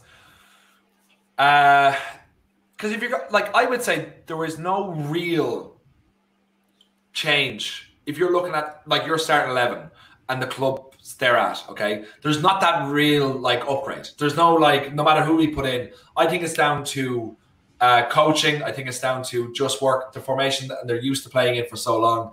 But I think although I would change a couple of Welsh players with Irish players. In that structure, I think either could work. But really, the only people I'm going for is I definitely put Ward in goals. The only Irish players I could see fitting in there are Seamus Coleman, 100%, and maybe Dara O'Shea at centre back. But really, aside from that, I was just being Billy Big Bollocks. I can't. And let's be honest, lads. Let's be honest. Like I could either go one way or two way. I could just absolutely just try to rinse Jordan by just saying every Irish player, or else I could just and John Egan. Like I think there is one centre back in the Irish because we do have very very strong, very stable centre backs and they're playing a good level. Dylan Davis saying Coleman, Connolly, Hendrick, McCarthy, and Kelleher. No, I'm really sorry. Coleman, yes, but Connolly. Who are you going to put him on left for? Are you going to get who are you playing on the left? Are you playing Aaron Ramsey on the left? Or is Ramsey in midfield? Like you're not gonna replace anyone there. Kelleher is not doing enough to. And Ward, who hasn't played a game in 3 years, is playing fantastic for Wales. So if you're going by recent form and club, you might have an argument. Really, not in current form. Do you know what I mean? Yeah. So I would say Seamus Coleman is the only one I'm 100% on, and then either Dara O'Shea or John Egan playing alongside. O'Shea, Evan, I think that's very unfair. O'Shea isn't awful. He's young. He's 20 years old, and he's starting centre back. And I think he's been very good. I think his partner, whether it be Kieran Clark or whoever it is alongside him, he usually lets him down. So, I think there's only two players I could really make a shout for, and that would be Dara O'Shea or John Egan and Seamus Coleman. But aside from that, they're doing all right without them. You know, I'm glad that you fell back into line and you understood that where Wales are at the moment compared to where Ireland are, that you couldn't really put up the argument. And you know what? I agree with you. Seamus Coleman is probably the only player that I would take. Yeah, and that's fair. I think. Yeah. I'm hoping that we follow the Welsh model, and not just the Welsh model. It's the Finnish model. It's even a Slovakian model. It's the model of play for a team. So that's why I think Gareth Bale has been used so wonderfully. I think he's a perfect man for it. And then you're looking at Lewandowski. How do you say his name? Robert Lewandowski. Lewandowski. I'm saying it right. Yeah. Where I think he is saying, "I am the main man. I will do what I want." Basically. Well, Gareth Bale is playing for the team, and it can be sometimes more difficult when you have one main man. Wait, just 1 second. Carwyn Walmsley. Listen, I'm gathering you're Welsh, and no one is more patriotic than me. But saying Connor Roberts is better than Coleman, even I can't put that argument. I can argue. I'll argue with anyone. But Seamus Coleman's a baller, and I wish he'd come to United when we were linked to him a few years back. Yeah, I really do. Absolute baller. And Shane Healy, cough, cough, FAI, cough, cough. You're absolutely dead right. I could not agree with you more, Shane. It's from the top working its way down. And we finally have people in line. Oh, no, we're starting again, are we? Yeah, the teams are back on the pitch, guys, getting ready to kick off. And let's go. Yeah. Let's go. What else? Sweden have kicked off. Yeah. And they've lost it already. They've lost possession. From kickoff, straight out of play. We are 7 seconds in, and they've lost it to a throw-in. Oh, for the love of God. I'm taking back every compliment I gave Sweden from the Spanish game. They really are letting me down today. And Damian Brown, dang, the Republic of fallen off. Wales are trash. I know you're looking just to look for a reaction to that, but that is just absolute lies. We would kill to have what Wales have right now, genuinely. Sean is back in. Thanks for commenting there, Sean. What the atmosphere in Sweden around for the Euros, Joe? It's good. They're like I was saying earlier on, they're pretty reserved people, but they're good. I think if they don't get anything from this game, because like even a draw, I think they'll be a bit disappointed. But once they get into the group stages, get out of the group stages, if they do, I think they'll pick up. Like they are so nice and quiet that the only time they let loose is at hockey games or at football games or any sort of sporting event. So I do think if they go far in this tournament, which by looks think they won't, I think that's when they'll really let loose. But they're quiet enough now. But it's great to see kids wearing their national jersey and like families going around all in the colours. So it's really, really wonderful to see. So they're excited, but they're just kind of keeping it on the wraps at the moment. But if they get out of this group and if they get a good draw, they will be losing their minds. A good question from Luke Baker here, Joe. Jordan and Joe, a bit of a random question, but what are the top 5 football stadiums you have visited? Ooh, okay. Old Trafford, Croke Park in Ireland, which is the national stadium for Gaelic football. Paris, what's the name of the city? The one in Paris? The international stadium. And Celtic Park. Go over it. Yeah. I'll say that stadium, the Paris stadium. I was there when Rashford scored the penalty when we beat them. Oh my god! I think you mentioned that to me before. My heart drips out of my mouth every time you say it. Yeah. DJ'd in Paris that night afterwards. Oh my god! Will you stop talking? Stop talking, Jordan. Your life is just too exciting for me. I can't handle it. Joe, I'll WhatsApp you the video and you'll see some of the players that came to the club afterwards. It's good. Oh my god. Well, Stade de France and Parc des Princes I was in, and Celtic Park, which is Parkhead, and the old Lansdowne Road. And Sean just got in. I've got my second job the other day, so I'm coming to Stockholm to get weird with you. Thanks, Sean. Looking forward to it, my friend. I really am. Really, really am. Parc des Princes. That's it. Looked like there was an incident there. I think the game has livened up a little bit. No, it has, Joe. Joe, it hasn't, mate. It really hasn't. Okay. It really hasn't. Do you want to wishful thinking? Do you want to sync and then this was meant to be one of the games, so played in them. That's right. Do you want to sync up and then say what your one is? Yeah. 48 minutes and 7 seconds, 8 seconds, 9 seconds, 10 seconds, guys, for those who want to sync. Got a Swedish corner coming in. Come on. I'd take an own goal on a ricochet or something at the moment. Anything just to liven this game up. Anything, genuinely. No. It's nothing. No. Just no. Play it back to the keeper. Plays it back to the keeper pretty much from a corner. Oh my god. Oh my god. That's that. Oh my god. Shane Healy, I think my insomnia is being cured. What's your favorite stadium you've been to? Top 5. I'm quite fortunate. I've been to quite a few decent ones, to be honest. So yeah. San Siro I've been to, Bernabeu I've been to, the Nou Camp I've been to. Then PSG Stadium, which is it? That's Parc des Princes. Parc des Princes, yeah. Out of curiosity, Jordan. I remember as a child growing up, I always wanted to go to San Siro, always. But I saw a documentary on it, and it seemingly isn't like the best stadium ever. It's like kind of falling apart, and like it's not great for fans or something like that. I'm not really. Did you have that atmosphere? Have that thoughts? 1,000,000%. Do you know what? Again, he was just across from Slovakia, just on the edge of the Slovakian box. What are they going to do with it? Probably kick it out of play. Go on, have a knock. That's literally the closest. That's the closest we've been to a goal, and it was about 40 yards over. He would have got a point with that in Semple Stadium. Yeah, San Siro was very similar to the Bernabeu, to be honest. Both real anticlimax going to games there. Both stadiums were absolutely falling down.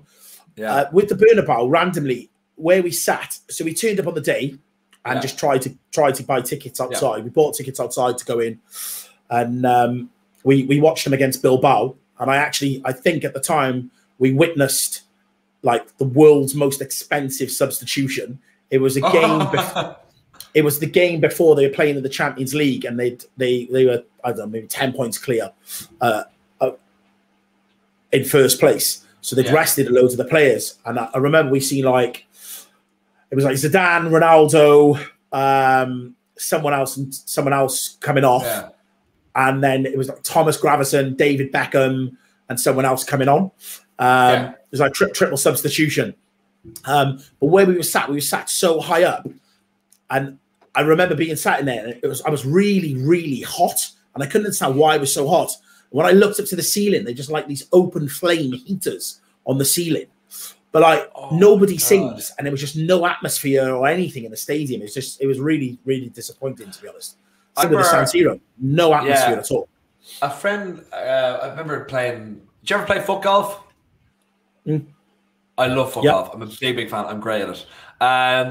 Sorry, David O'Donovan, have you ever been on holidays in Kerry? If so, where? I've been to Kerry a good few times. Dingle is one of the most beautiful places in the world to go to. I'd recommend it to anyone. If you're down that way in the country, go to Dingle. Even though they based their entire economy on a dolphin who recently died. Sweden with an attack.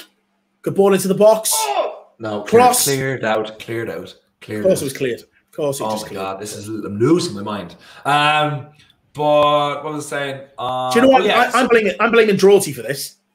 I am. I blame for most things. I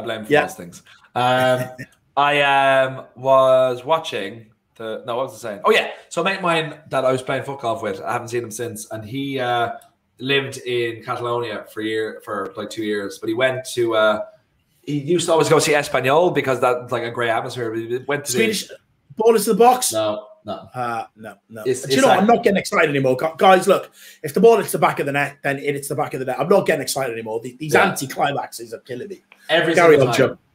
But yeah, he said he'd been to like no one in Catalonia actually supports Barcelona. They all support the smaller clubs readily. But like it's all people coming in to watch games. And he said there's no atmosphere. Because obviously during the lockdown when no fans were allowed at games.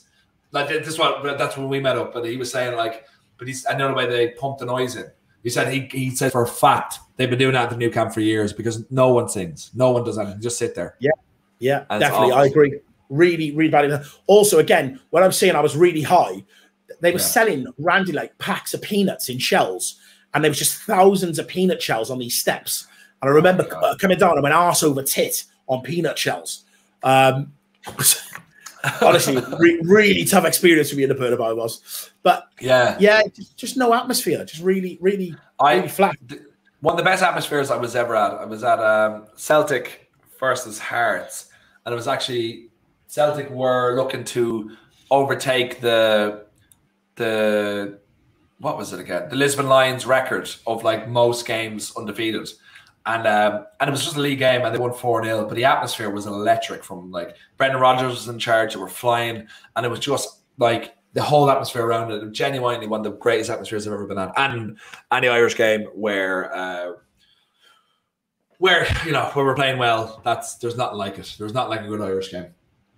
What's the best atmosphere you've been to in any sporting event? Any sporting event. It probably was the Euros when against Sweden, Ireland against Sweden. 2016, it was electric because it was the European Championship. It was for opening game for Ireland and for Sweden, and it was just absolutely magical. And I was pissed. I was so drunk. And people saying All Ireland final day, absolutely atmosphere is the best, especially Kerry versus Dublin. Yeah, not like it, Shane. I completely agree with you. Seeing Kildare playing in a Leinster final. I was very young. I was 2008 and then 10 again when we saw them again, and that was like there's something about like your county playing because it's a lot more rural. You know, it's a lot more, and you have thousands and Kildare don't win anything. Kildare have won 2 Leinster titles in like 70 years. So what's rare is wonderful, and it's beautiful. Sean Basil's home leg of Ireland's France World Cup qualifier before Henry's handball, second leg. Best atmosphere I've ever witnessed. Absolutely. Sean, weren't you also at when we lost 6-1 to Germany, if I remember correctly? I believe that was your first ever game. I can't remember. I'll put it in the comments. Guys, what about you? What is your favorite game? Best atmosphere you were ever at? And best moment that you ever was there ever any iconic moment you've ever been privy to live? And try keep it to football. I know there's a lot of gas stuff coming in as well, and I appreciate Westmeath versus Dublin 2015 and 16. I imagine we'd have lost those games, but it's fair play to you. Sweden now coming in. Trev Callahan is one for you. Wales versus England rugby, Cardiff Arms. That's on my top 2. I unfortunately didn't go to see him in Cardiff Arms Park, but in the Millennium Stadium. I'll always call it the Millennium Stadium. It's not a Principality; it's the Millennium Stadium to me. Now, is it? Yeah, they've got sponsorship, but it's the Millennium Stadium. Anyone really from Wales, they call it the Millennium. But anyway, that atmosphere there is absolutely electric. But the best atmosphere was Madison Square Garden, UFC 205, Conor McGregor, the champ when he won both belts. Next level atmosphere. But some of the derbies I've been to the Manchester derby, Liverpool derby, they're always, intense, crazy atmosphere. That is my favorite ever moment. I remember when I was 15 watching Rio header exactly on a stroke in 90 minutes to put us 1-0 up against Liverpool. And when Liverpool absolutely bossed the game, and what was it? He scored and I remember Jabril Cisse missing an open goal. That was magic. Sean is back in the comments. 8-1 to Germany. No, I've been going to Ireland since I was a kid. Lansdowne Road all the way. No, but I think we lost 6-1 to Germany when Andy Keogh scored. I think you brought Warren. Maybe it was Warren's first ever game. But let me know if I'm just talking shit. But I think that was the case. But Lansdowne, absolutely. There was nothing like Lansdowne Road. Liam Parker, Jordan, do you think Wales will beat Italy? I think it will be a score draw. Yeah. 1-1. I think it'll be 0-0, just because I'm making that part of our lexicon. Please stop saying 0-0. Please. It is a thing. It is a thing, okay? Just because... Joe, it's not, mate. It's really it is a thing. It 100% is a thing. I'm sorry. It is. Everyone around me says it. I have everyone in Sweden saying it now. Ball into the box. A save. What a good save. We finally had an effort on target. Oh, thank you. Great delivery from Slovakia. Straight into the box. Header was straight at the keeper. Either side of the keeper, that's a goal. And he was offside. He was offside anyway. Was he? Oh my God.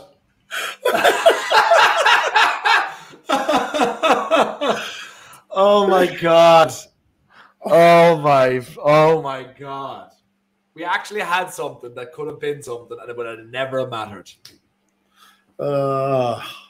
I got excited then. Yeah, I did. We all got excited. My neighbors, like the walls were rattling. My neighbors probably thought I killed someone. Guys, remember to like, subscribe, share on this channel.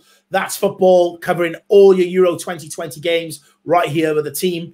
Tonight, the big man Mark is back for the England-Scotland watch-along, so make sure you join him. It is mad that they have... I like nilly-nilly. I'll go with nilly-nilly from now on. It is mad that Seb Larsson is still playing. Do you know? Oh, that's a good ball! Oh, that's an actual save! That is an actual save. And there's no offside. It was similar to the last one. Are we at a point where we're just getting excited for saves now? Is that it? Yeah. Shots on target, anything. It's a save! It's a save! It's a save! Yes! They did it! A shot on target! There wasn't offside or anything. I would have counted if it was in. It was a nice one-handed save, a bit of Hollywood. Yeah. I like Conrad there. Jordan, stop. Joe is right. 0-0. Absolutely, baby. We're going to have to get this. I'm going to have to do a poll on this or something. Is that your other account? I have a few accounts, okay? But I mainly disagree with myself for sympathy. Right. We have a Swedish corner. And they just had a shot on target. They just did. I can't believe this. Come on, Sweden, I guess. No, yeah, come on, Sweden. And let's get a decent delivery. Oh, it's okay. Oh. Okay. But there was a bit of play there. You know, that was clever from Isak to knock it back in, you know, so it's something. Joe and Jordan, what's your opinion on De Jong of Barcelona? I rate him very highly. I have to be completely honest, I have not, this last season, I wasn't keeping up to date fully. I was kind of following more Barcelona as a whole rather than single players, so I can't say how well he did. I'm guessing it was a disappointment considering they didn't win the league, but he's been doing well in the tournament so far, so that's it. I don't know how De Ligt is doing at Juventus as well. They seemingly were like, remember those two were supposed to be the best players in the world, and then kind of nothing has happened. So yeah. I know they're still young and all. I'm not putting them away, but you know, I'm just saying they're not really setting the world on fire as I think we would have imagined. Who's in this now? Hi, Ali. Can you put the game on or no? Remember when we beat Germany 1-0? Yes, I know, Caden Gagan. I remember we beat Germany 1-0. Shane Long's on fire. I remember watching that in a pub in Tala and just lose my mind. And do you know what? When you get those feelings when you're going to win, do you know when you just know you're going to win? I had that. It's the same feeling I had against Italy. Just so good. Go on. That's a good. That's a corner. Isak, the main man, Isak. Stuff is happening. Will you, Jordan? Will you sync up? We're just getting the people asking. Yeah, 61 minutes and 10 seconds, 11 seconds, 12 seconds, 13 seconds, 14 seconds, guys, for those who want to sink. Vrevniak, yeah, it was good. Was it safe? So another Swedish corner. Come on, Sweden. Who's that? Header out. But Sweden are doing something now. They're doing something, you know. Where we might be getting excited over little things, but they've had like a couple of shots and all like that. Slovakia, you know, they might put Slovakia, the mighty Slovakia, to the sword. And you have to wonder how much of a difference would Zlatan make in this tournament with this Swedish team. Like, he would offer something different, absolutely. And like, you never know.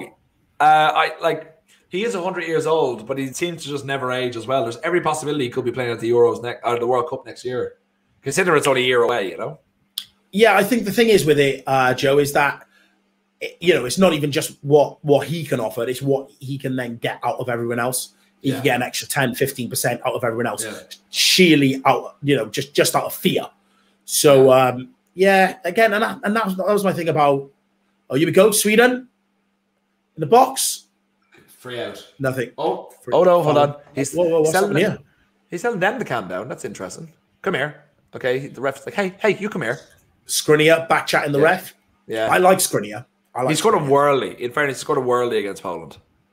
Yeah, he did. You know, he did. Now it's going to be very interesting considering he's giving him a talking to. Oh, okay, I can see. But no, you can't give that for Highbuild, in fairness. No, he's ducked, doesn't he? Oh, he's ducked. He's dived down, so you can't give a booking for that. Yeah, I agree. And Aaron Raffi, thank you so much. Good thing you two are so entertaining for such a boring game. Absolutely. Do you know what? So if we need to vote man of the match, I think it's me and Joe, basically. I think so. Yeah. We are together. We'll share it. Yeah, we are the Celtic cousins of the match. Yeah. Yeah. Substitution. Victor Claassen for Christoph Olsen. Ollison. Clayson. I don't know if this will make any difference. Does anyone know either of them? Okay, Jamie Todd, best childhood cartoon. I think that means your favorite childhood cartoon growing up. What was your favorite? It's going to show my age here. Cartoon was a cartoon called The Visionaries, where they used to have shields on their chest of like an eagle or a dragon or something, and they could form into whatever that character was. If anybody can remember The Visionaries on there, let me know in the comments. I have never heard of that. And I think unreal. We're similar ages, I think. My favorite growing up was the Thunderbirds, which is technically from the 60s. And I loved, but that's not a cartoon really, that's puppets. What was my favorite cartoon? I loved The Simpsons. I was far too young to be watching it. I love the Animaniacs. What else did I like? Throw some into the comments here. Look, we're getting all the kids now with Ben 10 and Shaun the Sheep. Maybe Shaun Sheep might just be for you. Shaun the Sheep, you're all bugging me off here. Yeah, I think that was just to mug you off, to be honest. Captain Scarlet. I never watched that. Who's that? Silas Visionaries, 1987. I'm 37. Yeah, that was me. I was 4 years old. I was doing bits. That was my cartoon. That was my time. Thundercats was great. I never watched what I loved. Thundercats. What a banger. Yeah. What a banger. I remember Gargoyles. Sean, you're still watching. What was myself and Sean are basically the same age, so we might have crossover the same thing. So what's your favorite one, Sean, if you're still watching? SpongeBob, a little bit past my time. Trev Callan. Jordan, do you know the Greyhound pub, Skinny Dog in Ponty? I don't know that pub, but I know Ponty. That's a mad amount of sense. That's a mad sentence you said. A lot of time for Ponty, but got a lot of time for Ponty. Augie and the Cockroaches. I hated that show with abundance. That was a weird sort of French thing. I just remember the name, and it used to be on Cartoon Network, and it scared the living hell out of me. Do you know when just something rubs you up the wrong way? He-Man, huge. Yeah. James Hogan, He-Man, massive. Yeah, that was in my top 3. Roy Keane, unofficial. Thanks for coming back, my friend. Teenage Mutant Ninja Turtles, absolutely. But in Ireland, it was actually Teenage Mutant Hero Turtles. But absolutely love that show. Love that show. I know, like in between all this, I like everyone just saying their favorite cartoons. We have Nicky Cadigan coming in. Thoughts on the Glazers taking dividend to cover the ESL fine? Right, enough cartoon talk. Let's bring this back to football a second. Yeah. We've got Sweden on the attack again. Great build-up play. It is all Sweden, to be fair. It is all Sweden. They just don't have that a lot of players behind the ball. There is like similarities between Man United against anyone, but oh, that's a good ball. It's like, oh, it's just good header. Yeah. If you were just a foot or two ahead, that could have dipped down, but oh, that's unfortunate. But he is the only one showing a real bit of spark up front for them, you know. Just everyone saying cartoons now. Danger Mouse. I like Danger Mouse. So, guys, has anyone changed the predictions for this? I know a lot of people saying it's going to be. It is definitely going to be a tight game. I still feel Sweden. If anyone's going to score, it'll be Sweden. But is anyone putting smart money on 0-0 draw? Okay, Maximilian. Do you know what, Joe? Listen. Yeah. I'm really not comfortable with you saying that. I'm fine with that because I am comfortable with me saying it. And you know what? I'm with you saying. What do you say? Wait. What's the alternative? Joe, it's 0-0, mate. Yeah, okay, 0-0. Well, guess what? I'm uncomfortable with you saying 0-0. And that's just it. So we either find a middle ground that we can both say the same thing, or else we can just be happy with our individuality. So you have a choice on that. Joe, I'm going to put up a tweet right now. And I want everyone to go. Just picked it up to do it. Okay. I have it done. Okay.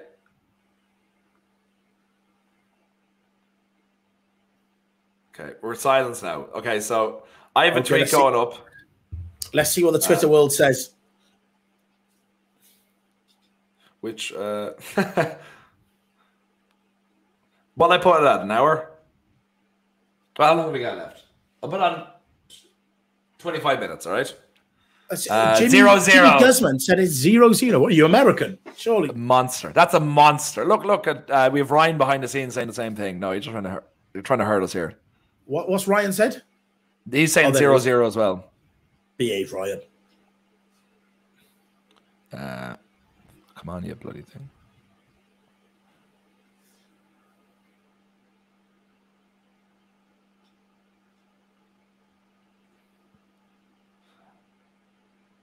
What's the sync on it now?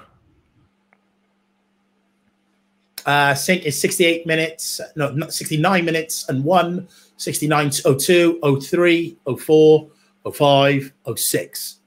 Lovely. Okay. Nice run here. Slovakia on the attack. Oh, he's fouled.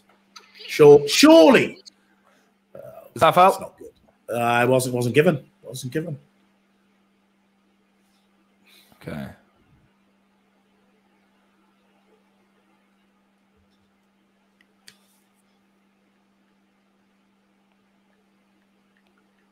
Okay, the tweet's up. Okay, so at Acting Joe, and I've tagged Jordan in there as well. So make the decision. This will decide it from now on. Okay, and I promise I will stick to this as I stick to my results predictions. Okay. Oh bugger! Straight away, we're doing well. I've just seen it. Oh, baby. See, the thing is, the Irish, especially anyone over 40, we love to vote. We love to vote.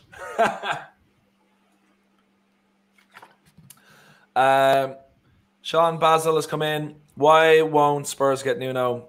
Something must be rotten in Denmark. Nice Hamlet reference. If no one will take that job. Why is no one taking that job? The Spurs job. The Spurs job. Gattuso would just line himself out of it, and I think that's hilarious that he was even in the conversation. Right. Let's put it another way. Right. Yeah. Spurs have overachieved under Poch. Yeah. I'm sorry. This Isak run is unbelievable. Finish it. Run. Oh my God.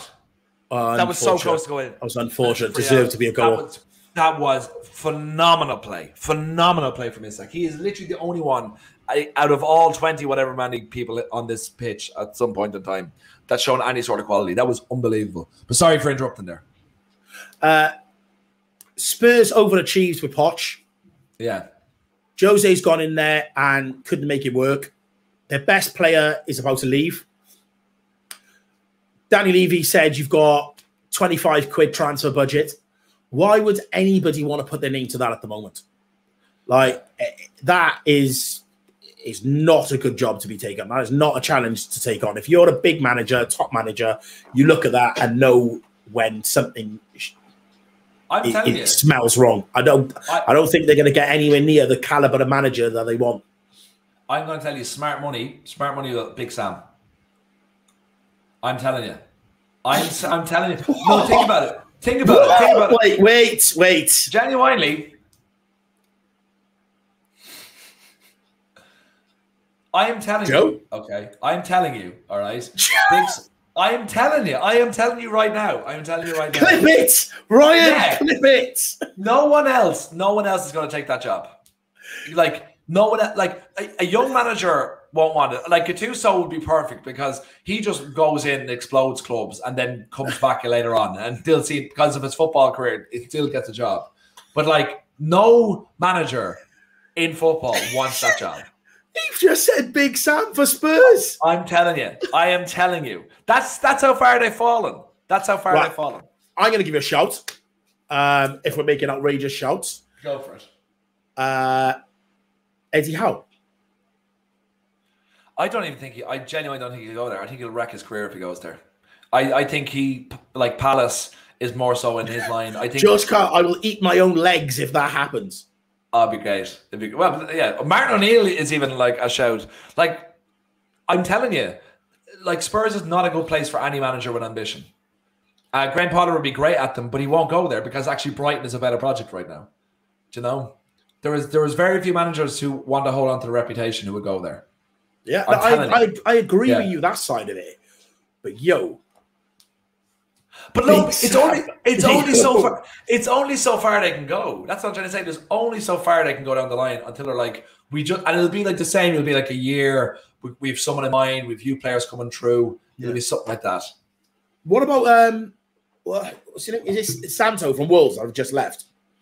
But like again, that's not a move up. His stock will never be. Well, I suppose if he left last season, it would be higher. But like, wait, are you saying a move from Wolves to Spurs isn't a step up? Spurs more in the mud than Wolves.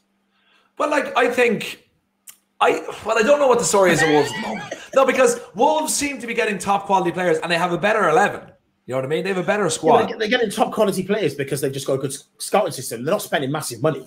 No, but that's exactly it. But like he has done really well with them, and maybe he's not the man to take them further or whatever to get a trophy. But like you look at Spurs, they can't attract players. They don't pay top wages. They're not seen as a project to like Wolves is like in a way Leicester is for bringing them in to like we're a stepping stone. If you want to go to Real Madrid look at you, Barcelona, Man United, all these clubs will look at you as because they can see you playing top quality in the Premier League. We will be a stepping stone for you.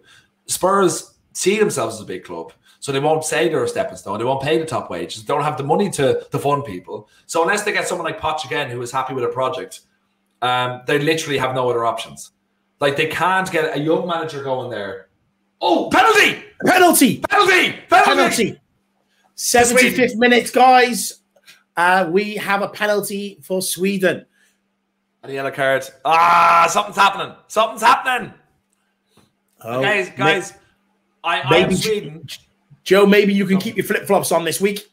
Guys, I am Sweden. I want Sweden to score. Put in the comments, is this a goal? Is this a miss? Okay, we have, I think, 2 penalties have been scored out of 5 or 6. Yeah, that's a penalty. That is a penalty all day.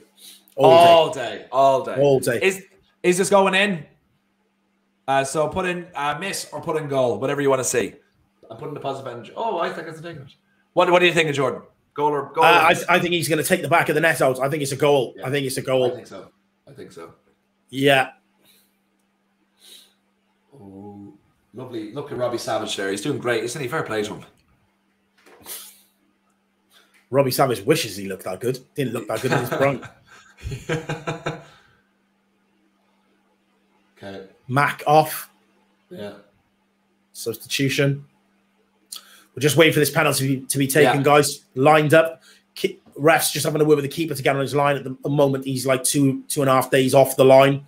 So he's just stepping back. Like we're saying, guys, positive thoughts. Is it a goal? Is it a miss? Get it in. I think this is a Swedish goal. Swedish goal. I'm saying bottom right. Oh, that's a good penalty. That is a very, very good penalty. That's a very good penalty. That's great. Yes. Let me hold on. Yeah, the streets are screaming in Sweden here. Finally, we have a breakthrough in the 76 minutes. Sweden won, Slovakia 0 via a penalty, and the Swedish fans in the ground have gone absolutely mental. I think most of them have just woken up. Meatballs and flat pack furniture being thrown everywhere. It's the neighbours are going right wild. Celebration behind the goal. Like everyone, sorry, outside. I don't know if anyone could hear. Probably couldn't pick it up. But all my neighbours are out. Well, I don't know where they're watching it, but they all came out into like the garden area and just start going crazy. So the Swedes are showing energy, and this will basically they hold on to this. This will basically put them through to. It's a very good penalty, to be fair. This will basically put them through to the next stage. 4 points with who would be next? Who's the other team in this group again? Poland. Spain and Poland. Yeah. So they get a point against Poland, and they could easily go through. They beat Poland. They could easily go through as group winners. So, Joe, my friend, have a look at your poll, mate. Have a look at your poll. Oh no! Oh no! Oh no! Please, please! Son of a gun, guys! Come on! Irish people, get in the comments. Go to Acting Joe. Listen. This is not a battle of the nations, because I will call on the Welsh Red Wall to join me. This is facts. It is 0-0. It's not 0-0. It is 0-0. It said no man ever. Said at least 33% of mankind. You know, this is bad form. I'm very disappointed in everyone. I'm very disappointed. I'm not going to stop saying it, by the way, because it's just part of my lexicon. Wait. You said you'd put it to the poll and they would decide forever. So they can decide whether it exists, and 33% of people have so far decided that it exists. So well, look, there's still plenty of time left. There's still plenty of time left for Irish people to retweet, and please help me, okay? What was it? Sean, the Arsenal fan, is pretty obsessed with Spurs here. When Kane leaves, which is huge, they will reinvest in the transfer market, or will they pocket that money to recoup some funds from the stadium build? I think we all know the answer to that. If Daniel Levy doesn't have to spend money, he won't spend money. So I concede him. What did you say, Jordan? That apparently it's they have 25 million or something like that for 25 quid. 25 quid, yeah. So they don't ever spend anyway. They've very little, and they have an excuse not to spend now as well. So, Joe, I can't believe in one stream you've told me Pele is the most overrated footballer ever, and Big Sam is about to manage Spurs. I'm just saying, my friend, are YouTube gold. You are gold. I'm just saying that's the level they're at. That I genuinely, I think if Eddie Howe goes there, I think he really tarnished his career. I genuinely think like a club like Palace would suit him better, and then whoever goes to Spurs now, like later on, maybe Spurs might be, but like I really don't. They're looking at Gattuso. Like, who looks at Gattuso? Like, genuine, like, you can't look at a club and say, if they're going for Gattuso, and it's supposed to be a top 6 club, fighting for Champions League, fighting for titles. I'm sorry. Like, that's how far I think they've fallen. And that, like, I'm not saying, when I say Big Sam, I'm saying that stable hand that is, like, it won't necessarily be him, but it's like that the reputation can't be tarnished. No matter what he does with them, it's all safe. So I think that's what I'm more so going. And the only person I have in my head is Big Sam, but like, it's going to be someone of that ilk. I can't see any young manager coming in and looking to ruin his career. Really. All right, people in the comments, throw some other names at us. Yeah. Who else do you think could manage Spurs? Or who? More importantly, who do you think they will go for? Like the Lille manager, I can't. Tony Introvert, I think his name is a great shout. But why would he go there? Like I know Lille are falling apart as well. They're after losing loads of money, but like his stock is so high that he should leave Lille and then wait for opportunities to come. You know, so I think it's go on, Isak, play it in. No, help pop. Oh, that's a good defendant. Yeah, Sweden are showing should have passed it. Should have passed it. And someone saying Scott Parker. Scott Parker is being more closely linked to Bournemouth, as I heard yesterday, than Chris Hughton even. But I don't think Chris Hughton. He's just not the same reputation. But it's no, Ryan Mason definitely isn't staying. And I think Scott Parker would be a good manager, but I think he's more likely wanted to hone. Like people are going to learn from what Frank Lampard did. They want to hone their reputation at a club and learn rather than taking the big job too soon. Yeah, no, I agree. Lots of people in the comments are saying Frank Lampard or Scott Parker, though. But Frank Lampard is a better shout because if he got that opportunity, he'd take it with both hands. I think Scott Parker would be happy enough if he got Fulham promoted, especially the way he's playing football. I think he's better off waiting. I really do. I think Lampard would actually bite anyone's hand off to get that gig. So I really don't think it's Nuno. I don't rate Eddie Howe that highly. I really don't. So maybe he could go for it. But I think the fact that they went for Gattuso ahead of him and Den Haag at Ajax, I really don't think so. I think Den Haag is dead right to stay at Ajax. Did they really go for Gattuso though? I heard it was just a conversation with his agent, and the agent was pushing it. I don't think he was like they out and out went for him like they have for some of the other managers. Oh, okay. Well, all I heard was meetings were had, but it's already dead in the water anyway. So, but I think for the fact that it was even released is big. Chris Wilder. What do you think of Chris Wilder? I just seen that comment from Gary Turner. Chris Wilder. Yeah. Oh, Spurs are in the bid, aren't they? That's what I mean. They really are. They really, really are. 83rd minute, and Slovakia on the attack, but not looking very threatening at the moment. And the game's opening up a bit more as well. Yeah.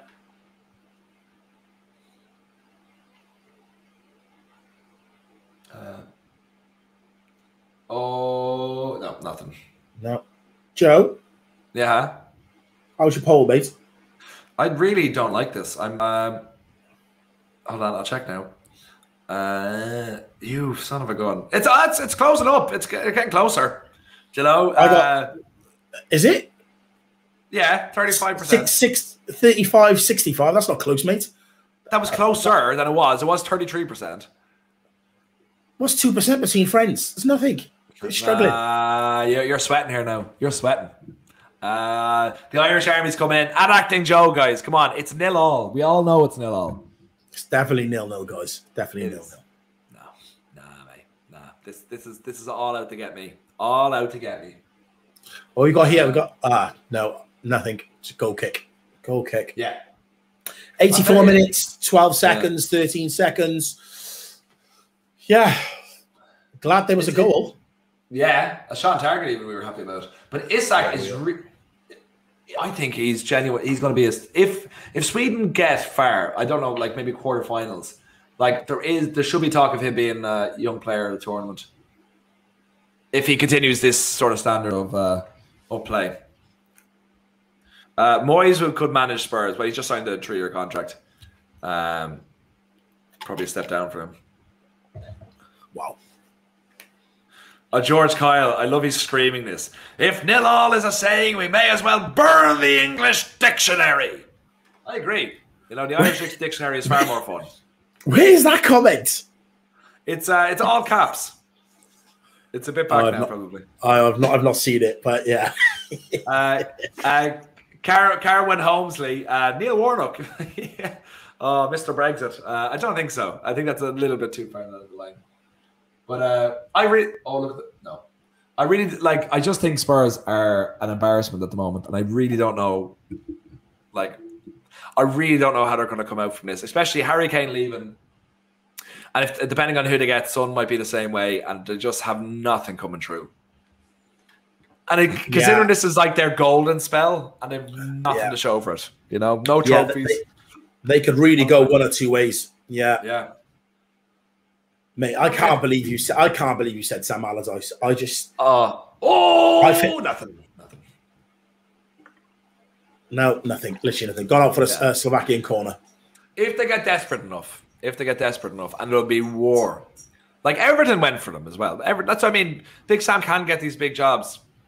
And it's just a case of it's an interim basis. Like they should be doing everything they could to get Rafa Benitez. I don't know why they didn't. You know? I agree. Like there's these big names out there, but I just think like Everton is such a great project, you know? Like they have money, they have players, they have an owner that is willing to invest. Oh, get rid of it. And they got rid of it. Get rid of it. Yes, it's gone. Go on, play it out. That's a free. That's very cynical. Yellow card immediately. McGrindar saying Welsh Messi owns the Euros. Who's the Welsh Messi? Who are you calling that? It could be anyone. Yeah, it could be. We got 4 or 5 players that we could describe as the Welsh Messi. So I need you to be a little bit more specific for me. Yeah. Even bring it down to 2, 3 players. Oh, this is awful. Teddy Sheringham for manager. Has he managed anyone yet? I think he was don't manager for like 5 minutes somewhere before. Oh, was he managing like Portsmouth or somewhere like that? I don't think Portsmouth, like Hartlepool or something like that. I think he was. Right. Awful. He was terrible. It's not for everyone, Joe. It's not for everyone, is it?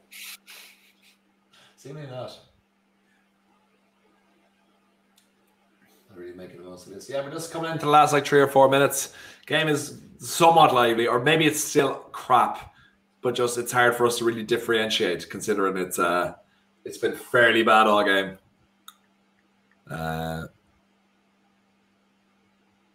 But guys, who do you genuinely think is the most real? Like, who would you say is the most real? I don't think Nuno will go there. Like, I think because his stock is quite high, he didn't have a great season, but considering what he's done with them over the last few years, I think going there was a bad move. I think Lampard, for me, of the young managers, is probably the most realistic, considering that he has nothing to lose. If he got that, he'd like bite their hand off. I just don't think he's a good manager. I think it'd be a terrible move for him. Yogi Löw, actually. Yogi Löw. What do you think of him from Germany? No, I'm not. I would say no. I'm not gonna. I just seen an interesting one of the comments. I don't know who said it. Yeah. But they said about Martinez from Belgium. That could be. Well, he's definitely getting sacked because Belgium aren't going to do anything this tournament, and he's definitely leaving. Yeah. So I think, that could be a good shout. I think another one, he's a manager that is nobody. I think he's looked his way into all these great jobs. Well, no, that's too hard. Like, did nothing really at Everton. There's a shout from 5K. Bielsa. Who's that? Oh, I don't think so. I think Leeds is a lovely product. The other way, he doesn't. He's very picky about the teams he chooses. So, and he only signs 1-year contracts, doesn't he? Yeah. You see that? I think with Bielsa, what was I going to make a comment on that? Like, as well, he's too fiery. The same way they didn't go for Conte when they had their meetings is because he's too fiery. They want someone that'll just. That's the thing. They just want someone who will sit back and just take whatever's coming to him, which isn't Bielsa, you know. Yeah. Into the 89th minute, guys. 27 seconds, and do you know what, Joe? I'll be glad to see the back of this game because not a lot has happened apart from that goal. Yeah. It's bad, but it's a penalty as well. You know, when it's like... You know it's bad when we're clapping shots on target. Yeah. Sean, yes, exactly. Sean, the Arsenal fan, Bielsa would suit Arsenal's attacking mentality. Well, former attacking mentality. Absolutely, but I just don't think he'd work for your board. I don't think... he just... Like, Bielsa just goes for projects. I don't think Arsenal would suit him. But I think he is a top-class manager. Giggs, Rooney, all these players. I don't think so. The only player that's really impressed me today, by the way, I think Isak is a serious player, a serious baller. Yeah, I think they're at 21. I think a lot of clubs should be in for him. Yeah, definitely a lot of potential, isn't it? Yeah, 5 minutes left. Lindelof, you can't say he had a bit of a mishap earlier on in the game, but you can't really. Oh, this is actually a nice play. Go on. Get in the box. Get in the box. No. You have a lot of options there. Look. Open it well for Sweden. Good delivery. Poor final ball. Oh, he's got it back. Let's have a look. Oh, he got it back. I thought it was free kick. Don't play it in the corner. Don't play in the corner. Free kick, is it? Yeah, Lindelof. People asking how Lindelof played. He can't, he had a couple of little mistakes at the beginning, but like it's nil. You know, there was nothing that led to an opportunity. He's they're kept a clean sheet, so not really can say. Yeah. They're going to send all the men forward now, all the big boys. Even though they still have 4 across the back. So this is going to be an interesting group, considering. Why do you do that? Oh, what a terrible! Why would he do that? Why did he do that for? Why did he boot it out for a corner when he had Swedish players just kick the ball out of play? Nobody near him. No danger at all. Lack of communication between the goalkeeper and the centre back. Also, is fuming. Oh. If Sweden see this one out, they'll be on 4 points. Left back on it. Was it the left back? Yeah, left back. Yeah. See this corner now come in. Oh, that's a good corner. That's free out. Free out. Yeah, good. Free out. Now this group is going to be very, very open because considering Spain are playing Poland next, I think. Oh, actually, who's up next? We should probably tell people. Shane United. Kevin Keegan is not going to Spurs, even though he would take that in a heartbeat. Hold on, let me get the group chat up here. Yeah, let's have a look. So next game is Croatia and Czech Republic at 5:00. No, it's not. What am I looking at here? No. Is that next? No, it's not. That's Friday. Sorry, guys. My bad. No, today's Friday. That is today, yeah. Croatia and Czech Republic. Yeah. Yeah, it is. Friday, right. I'm not. Croatia and Czech Republic with Goldbridge and Craig. And then tonight, because Goldbridge can't sit with anyone when England are playing, he's on his own from 8 p.m. for the Scotland game. Oh, sorry, and Fan Park. I don't know who that is. That's someone? Okay. Do you know that Croatia-Czech game is at Hampden Park? It's in Glasgow. Oh, so Scotland have 2 home games. Yeah. What was I going to say? Isak didn't score. It was a penalty. But, this group is really open now because Poland have to play Spain. Poland have to win. You'd likely think Spain will win. But, there's Goldbridge on his own for the last one. And Sweden have 4 points. Oh, so just with 2 minutes left here, if Sweden see this out, it's very likely they'll go through as one of the top 2 in the group automatically, which it leaves them in a great position.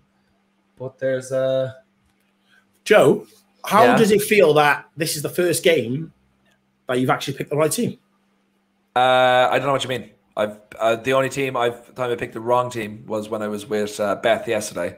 I picked the right team in that one as well. When I picked Austria and Netherlands last night. I don't know what you mean. I've gotten 100% so far. I've gotten the scoreline wrong, I'll say once or twice, but like I've got a good record, so I'm doing great. Send the keeper up. Get it. No, you gotta caught that. Slovakia with the ball in the Swedish box. Delivery. Oh, this is all in then stuff. Close him down. Oh, good. That's a good header from in the loft.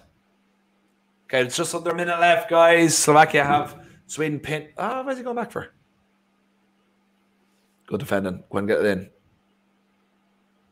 Oh, that's a good ball. Get it. No. Clear it. Handball. Ref is in none of it. Close him down. Don't let it. Get a big head to it. Big Swedish head. Clear it. Follow him down. Ball in from Slovakia. Oh, oof. He's had a knock. Probably the wrong option. Wrong option. You have to play it. That's high. Last 15 seconds, and he's just hit and hoped. Can we just appreciate this guy for how much effort he puts in this videos? It means thanks so much, Resonate. I think that's how you say that. Thanks very much. It's actually for an awful game. It's been Savin Bilic is an outside. That's a good shout, actually, Gary Turner. That's actually a very good shout for Spurs. But it's been an absolute pleasure. They're checking the penalty. Oh, we got some controversy at the end of this game. Oh. In the 95th minute. Done. No, it's done. Absolutely done. It was short and sweet, guys. Yeah. Potential penalty? No penalty. No penalty. What is the keeper doing there? Blow it up. That was blow it up or bash it forward. Get up there. Yeah, it needs to get that ball forward now. Lindelof, get in there. Going into the 96th minute. Has to blow a ref. Come on. Blow it, ref. Come on. Fuck it. What the hell? 6 minutes. You've added on a minute now. Grant, get rid of it. Hold on to it. Hold on to it. Good man. Is that it? Yes! 1-0 Sweden. The mighty Sweden do it again. 100% record of predicting the scores, as per usual, with my man Jordan. Have to say, guys, it's been a mostly miserable game, but it's first of all been a pleasure to share it with Jordan, but with all you guys in the comments. Thanks for keeping us company. Thanks for having so much fun with us while we're having a laugh. So just thank you for being top blokes, and I'm looking forward to the next one. Yeah, really. Thank you, guys. Thank you for joining us on another watch along. I'm next back on Sunday for the Wales-Italy game, so make sure you join us for that. Loads of coverage for the rest of the day. Joe, when are you next on again, mate? I am tomorrow evening. Let me just get it up and make sure. I'm on, myself and Kev are on for the Spain-Poland game. So actually the reverse kind of fixture for this, still in this group. So make sure to join us for that, please, guys. Thanks, guys. Thank you for a great watch along. See you guys soon. See you later.